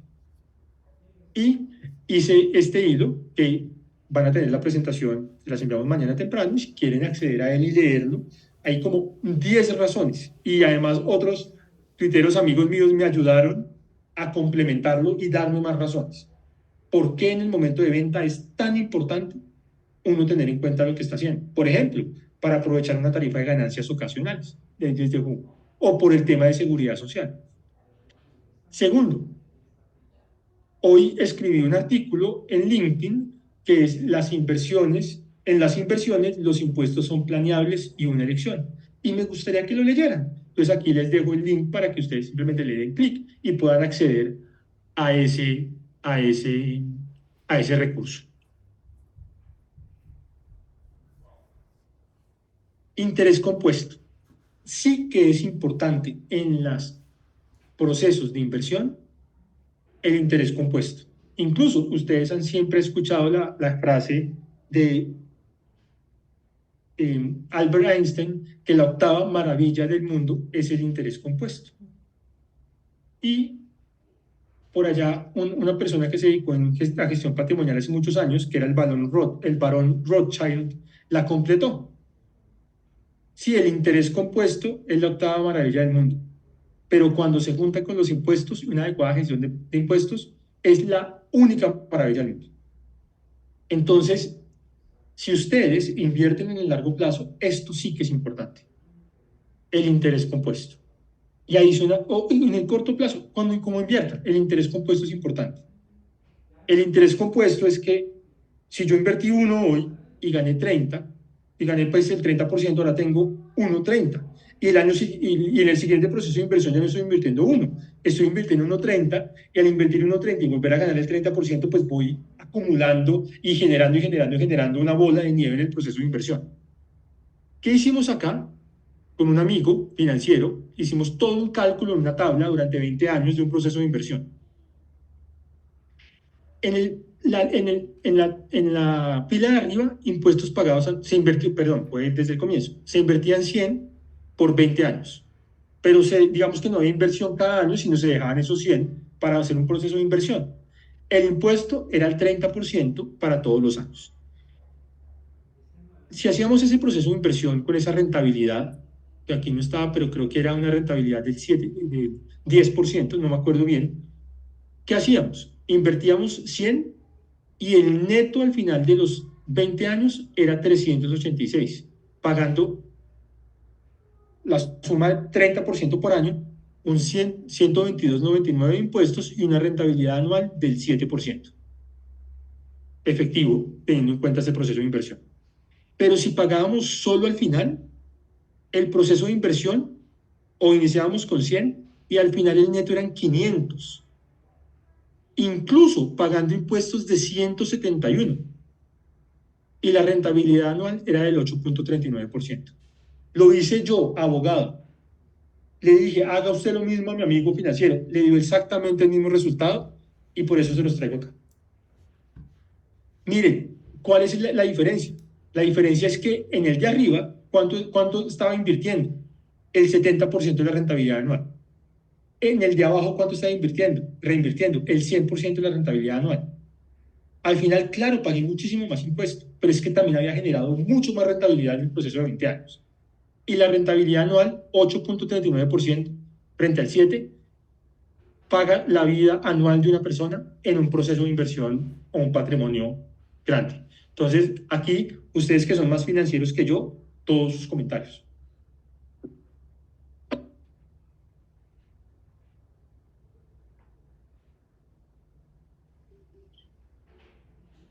Andrés, a mí me gustaría saber, por ejemplo, qué tipo de inversiones generan como ese interés impuesto. No sé si aplica, por ejemplo, con el tema de las acciones y con los dividendos que generan y se vuelven como a comprar más acciones o sin un ejemplo como de la vida real. Todas las inversiones pueden generar un interés compuesto. Al final del día, tú inviertes, generas la rentabilidad y tú la puedes reinvertir. Entonces, tengo un CDT, lo reinvierto y reinvierto también en interés compuesto. Todo tipo de inversión te puede generar el interés compuesto. Ahora, ¿qué es lo que pasa? Te voy a poner un ejemplo, un fondo de inversión colectiva o un fondo de pensión voluntaria, ahí funcionan casi igual. Mientras tú no te retires del fondo, no generas el efecto impositivo. Entonces, ¿qué termina pasando? Que tú estás en el fondo de inversión colectiva y hasta que no te retiras, no pagas el impuesto. Eso genera una diferencia. Un ETF acumulativo frente a un ETF distributivo. Si estás en el ETF acumulativo, mientras no te retires del ETF acumulativo, no generas el impuesto. Entonces vas a reinvertir tus utilidades sin generar el impuesto. Entonces realmente el interés compuesto te lo puede generar. El interés compuesto es un concepto de estar reinvirtiendo las utilidades permanentemente. Ahora, ¿qué es lo que yo llamo la atención? Ojo con que en esos momentos intermedios se reinvierta todo o se reinvierta después de impuestos, porque eso puede generar una diferencia sustancial en la forma como uno invierte. Nicolás. Hola Andrés, sí, es que mi duda era más cuando decías que en la parte de arriba y los impuestos pagados anualmente, es como si uno, digamos, mete 100 y saca esos 100 y por eso tiene que pagar el impuesto y en el escenario de abajo simplemente los 100 nunca los sacase. Por eso es que pagaría a final y no en anual.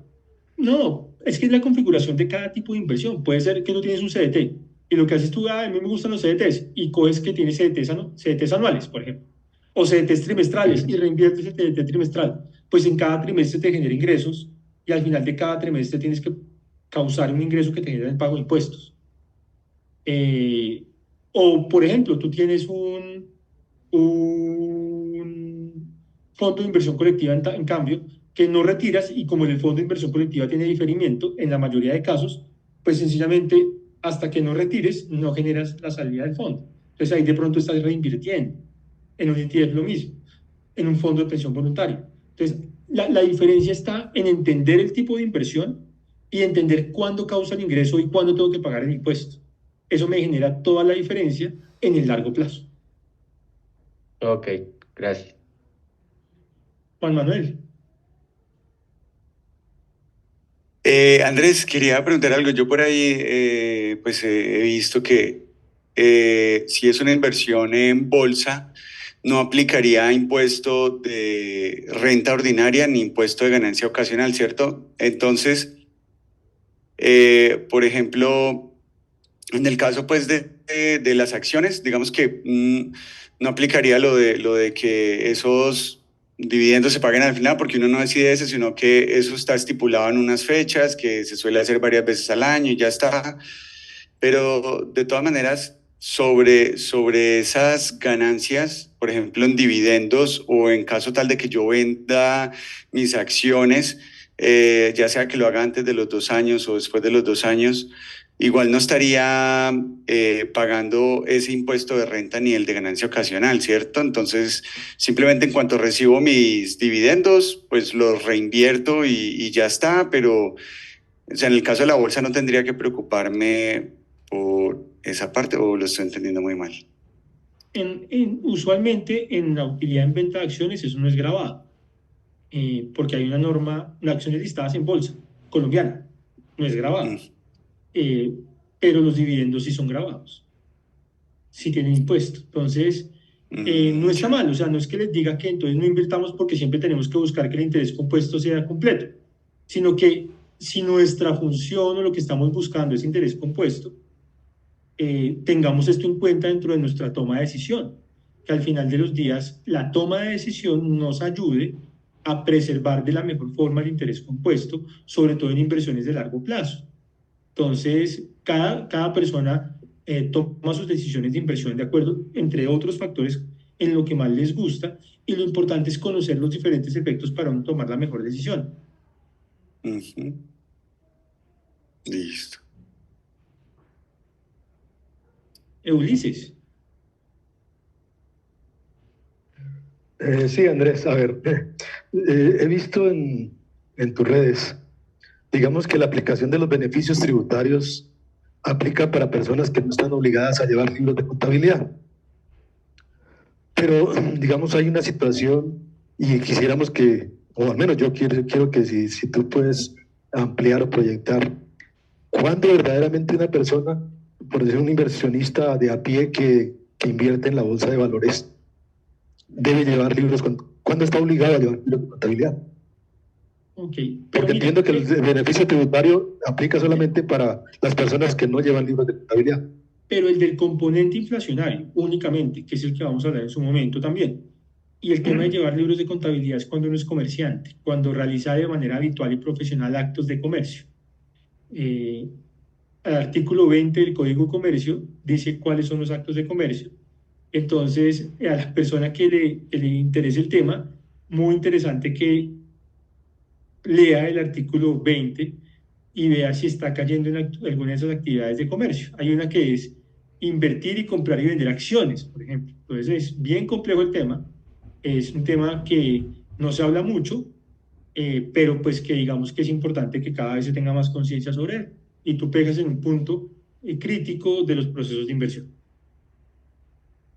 Es que precisamente, digamos, si yo quiero aplicar el principio del beneficio tributario de que la utilidad en compraventa de acciones, o el mejor en la venta de acciones, no constituye renta ni ganancia ocasional, pero solamente si no llevo libros de contabilidad. Y entonces, no, esa aplica para todos, incluso para una empresa.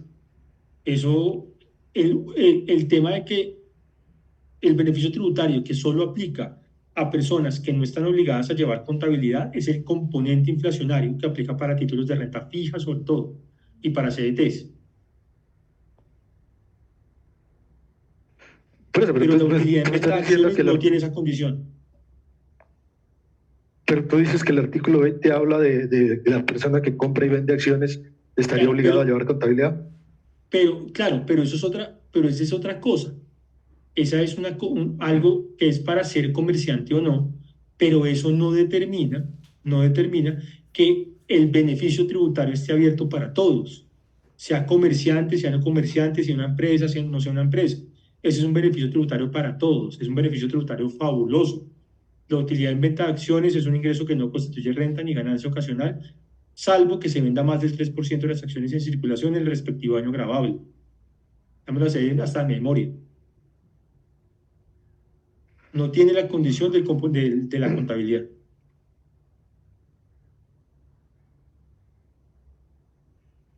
Yo creo que sí vamos a tener que, cuando lleguemos a ese punto, discutirlo un poquito más, porque tengo precisamente otro caso con la DIAN, en la cual me están diciendo de que yo tengo que llevar libros de contabilidad si yo no soy un comerciante regular, simplemente pues sí, invierto en bolsa, pero no es que no tengo título de empresa ni nada de eso. Es otra cosa, es otra cosa. Una cosa es que tengan que llevar libros de contabilidad y otra cosa es que el beneficio tributario está abierto para unos y para otros.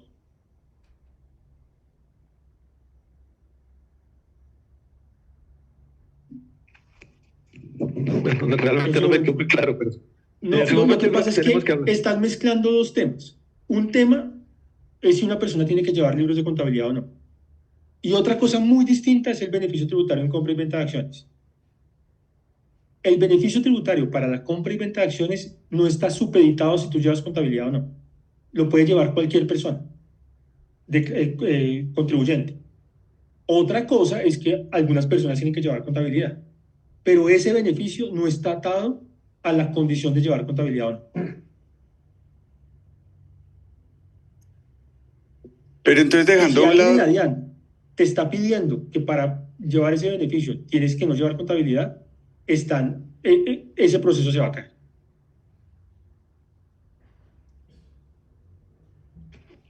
Yo creo que cuando veamos el tema relacionado con lo del 36.1, podemos discutirlo un poquito más detallado. Sí, señor. Diana.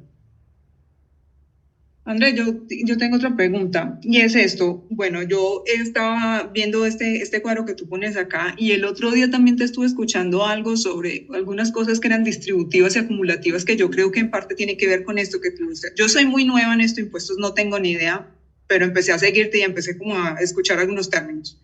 Solamente mi pregunta es esta. A lo largo del curso, nosotros vamos a entender qué cosas son distributivas y qué cosas son acumulativas para uno poder como tomar mejores decisiones. Sí, digamos que hay productos que pueden tener la categoría de ser acumulativos, otros que naturalmente distribuyen permanentemente. No es que uno no deba invertir en cosas que distribuyen. Digamos que eso no es el punto porque pues lo tributario simplemente es una variable del proceso.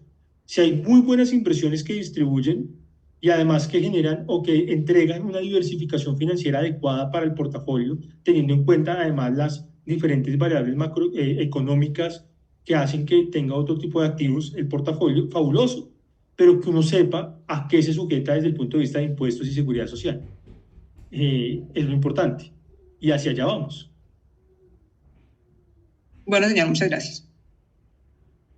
Cristina. Andrés, sí, gracias. Yo te quería preguntar una cosa. Ese beneficio tributario para la venta de acciones aplica también si yo tengo unas acciones en el exterior y las vendo. ¿Eso aplica también cuando voy a hacer mi declaración de renta? La norma dice, la utilidad en venta de acciones listadas en una bolsa colombiana es un ingreso no constitutivo de renta ni ganancia ocasional. Ah, bueno, acciones tienen que listadas estar en una listadas. bolsa colombiana. Ah, ok, perfecto, gracias. Listo. Bueno, yo creo que pasemos al siguiente punto. Si quieren aquí, este hilo explicativo es muy chévere porque compara diferentes opciones de inversión frente a el interés compuesto. Y el numerito, con los numeritos y con los cuadritos. Entonces, el que quiera verlo, fabuloso, porque ahí explica mucho cómo las diferentes inversiones pueden afectar el proceso de interés compuesto que a algunas personas les puede interesar. Listo. Nos quedan 10 minutos y quiero pasar a algunos casos. con lo que hemos hablado hoy. Entonces tengo este caso que a mí me gusta mucho. Luisa es una profesional exitosa, no tiene mayor riesgo, cuida de sus padres, muy buena hija, hace ejercicio, no tiene mayores vicios, muy juiciosa en su trabajo, hace todo relativamente bien. En un ejercicio de planeación fiscal, los padres les transfieren el patrimonio. Luisa es hija única, tienen toda la confianza en Luisa los padres. Y realmente Luisa es una persona en la cual uno debe confiar. Luisa se casa, gestiona, digamos, los riesgos del matrimonio, liquidando la sociedad conyugal. Fallece en un accidente de tránsito sin testamento. ¿Alguien quiere responder quién hereda o qué pasa si no tiene hijos? ¿Quién hereda? ¿Quién se la juega? Los El padres. esposo. ¿Papás? El No, esposo. pero si siguió conviviendo, o sea, liquidó la sociedad, pero Pero si sigue- siguió conviviendo con el personaje, pues lo va a tener el personaje, pues la pareja. No va a Pienso. tener derecho, dices tú. Sí, ella liquidó la sociedad conyugal, pero después de liquidarla siguió viviendo unos años con la pareja. Sigue Entonces, viviendo. la pareja va a tener derecho al 50%. La sociedad patrimonial sigue vigente, No, no tiene derecho a nada. Ya liquidó la sociedad conyugal, no tiene pero no la derecho. patrimonial. Listo, bueno, todas las opiniones.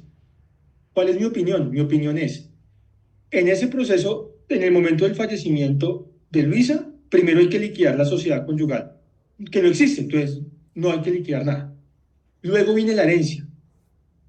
Y en ese momento, como los dos padres están vivos, hereda 33% papá, 33% mamá y 33% ella, el esposo. Si estuviera nada más uno de los dos padres vivos, hereda el 50% el esposo y el 50% el padre madre vivo. Si los padres hubieran fallecido, ¿qué problema puede que herede el 100% el esposo? Lo cual pues ni tan problema es porque pues ya no tiene otra persona con la cual herede. Pero viene el problema, ¿la plata de quién era? De los padres. Y la heredan un 33 o 50% la pareja. Y si tiene hijos, ¿quién hereda? Los hijos. ¿Se divide? Sí, se divide igual. Los hijos, un hijo el 50% y el otro 50% la pareja. No. Los hijos heredan. Pero si el hijo tiene 3, 5, 8 años, ¿quién realmente hereda? En la vida, en la practicidad. El papá, porque El lo tutor del administra. niño. ¿Cómo? El tutor del papá. niño, ¿no? Pues heredan los niños, pero el papá le maneja la plata. ¿La plata es de quién? De los padres. De los padres. Entonces, miren el tema del patrimonio, porque genera unos riesgos sustanciales importantísimos, el tema de las sociedades maritales. Esto es simplemente para generar conciencia y es un problema. ¿Cuál es la persona en todo este proceso familiar? ¿Cuál es la persona más o las personas más vulnerables? ¿Qué opinan ustedes? Los padres. Los padres son los que más toca cuidar. Además, la plata es de ellos y puede terminar en otro lado.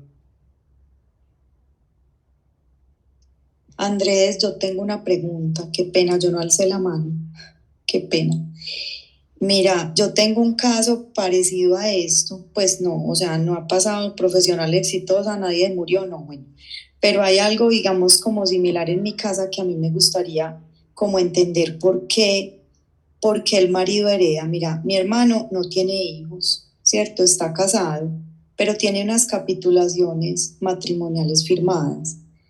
Y en este momento estamos organizando algunas cosas de mi mamá, ¿cierto?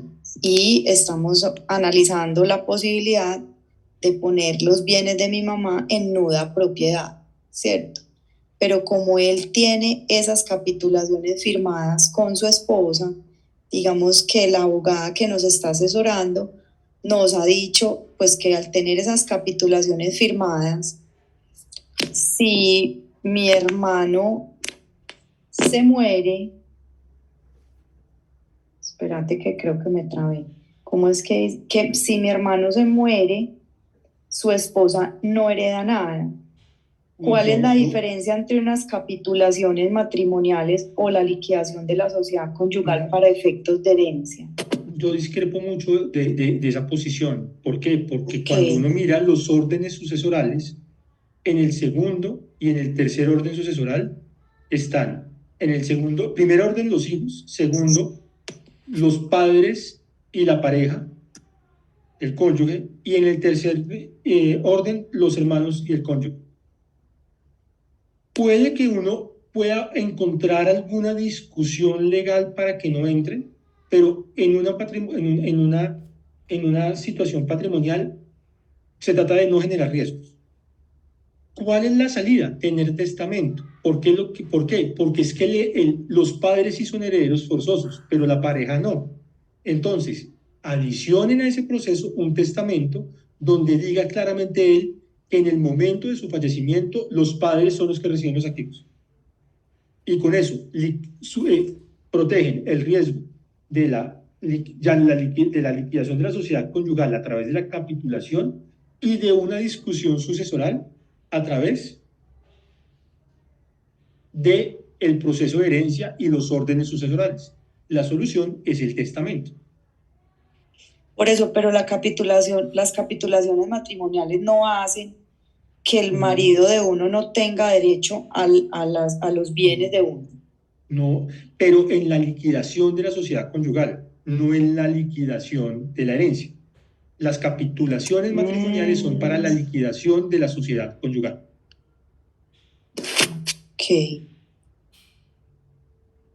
Ok.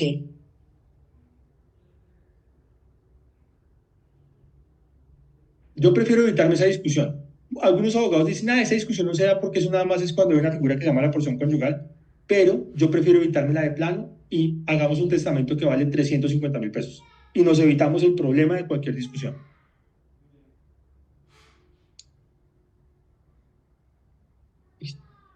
Voy a seguir con la segunda parte del caso. Luisa abrió una cuenta en un broker de los Estados Unidos. Era muy reservada y no tiene ni beneficiarios ni cotitulares en la cuenta. El portafolio, más de $1 millón, adecuadamente diversificado con su... Mejor dicho, la abrió en Happy. Más de $1 millón, adecuadamente diversificado de acuerdo con su perfil de riesgo, 50% en bonos, 30% en ETF de Estados Unidos, 20% en acciones. Falleció. ¿Qué problema tiene el portafolio de Estados Unidos? Si quieres tú, Camila. El testamento, justamente, que era lo que nos decías de pronto. No recuerdo bien, pero creo que dijiste algo como que los bonos del tesoro no entran ahí, pero ETFs de acciones, nada que hacer. Entonces, primero dices, no le van a entregar si no tiene testamento. Y si no tiene testamento, que el año de atrás, ¿qué me va a pedir el broker? Una asociación quedamos al aire. ¿Qué nos van a pedir en Estados Unidos para la entrega? Pero si dice que es muy reservada, entonces es posible que inclusive nadie hubiera sabido lo que tenía en portafolio, entonces ¿quién va a reclamar? ¿Esa plata se perdió? Importantísimo punto y por eso lo puse ahí, muy reservada, quizás de pronto nadie sabe. ¿Y saben en qué tipo de activos esto pasa mucho? Criptomonedas. Me voy, invierto en criptomonedas, no le cuento a nadie, además no están en las declaraciones de renta, no sabe el contador, me muero, me enfermo y nadie sabe. Primero,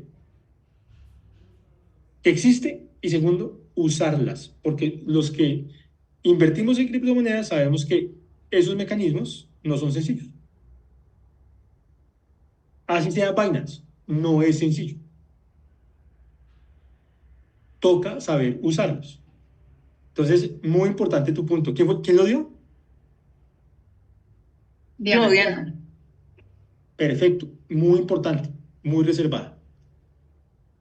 El tema del estate tax, lo comentaba ahorita Camila, tiene el 50% en ETF de Estados Unidos y en acciones de Estados Unidos. Al menos $1 millón queda sujeto al estate tax. Toda la cuenta bloqueada hasta que logren pagar y se libere. Creo que cumplió este caso la fundamentación para que veamos que no se trata simplemente de elegir adecuadamente en qué acción voy a invertir. Esto quizás es muchísimo más importante que invertir o decidir si es Pfizer o Medtronic o de pronto me gusta más, yo no sé, Apple. Esto me genera mucho más riesgo. Y eso es lo que les quería mostrar hoy, concientización frente a la gestión patrimonial. Me faltaron algunas diapositivas que tenía pensadas para hoy, algunas poquitas, pero pues bueno, comienzo mañana con estas diapositivas que nos faltaron. Espero la clase les haya gustado, creo que participaron mucho y eso es un buen síntoma. Si la clase de hoy surtió efecto y ustedes se concientizan, eso genera todo el valor del mundo y pagaron el curso. Les haya gustado, sus comentarios para mí son sumamente valiosos. Si alguno tiene un comentario positivo y sobre todo, si algo no le gustó, por favor cuéntenme, porque Lina y yo estamos en un proceso de aprendizaje completo en el montaje de estos cursos y siempre queremos que sean mejores para ustedes. Entonces, muchísimas gracias por su tiempo, gracias por participar, gracias por su participación. A los que les gusta más que es una clase magistral, les pido un poquito de paciencia porque a mí me encanta esta interacción y que puedan preguntar, porque vemos los casos de la vida real y donde ustedes ven el dolor, y que tengan pues una feliz noche y nos vemos mañana. Esperamos lo más temprano mañana mandarles el material para que si alguien lo quiera ver o estudiar, lo pueda hacer. Que tengan una feliz noche.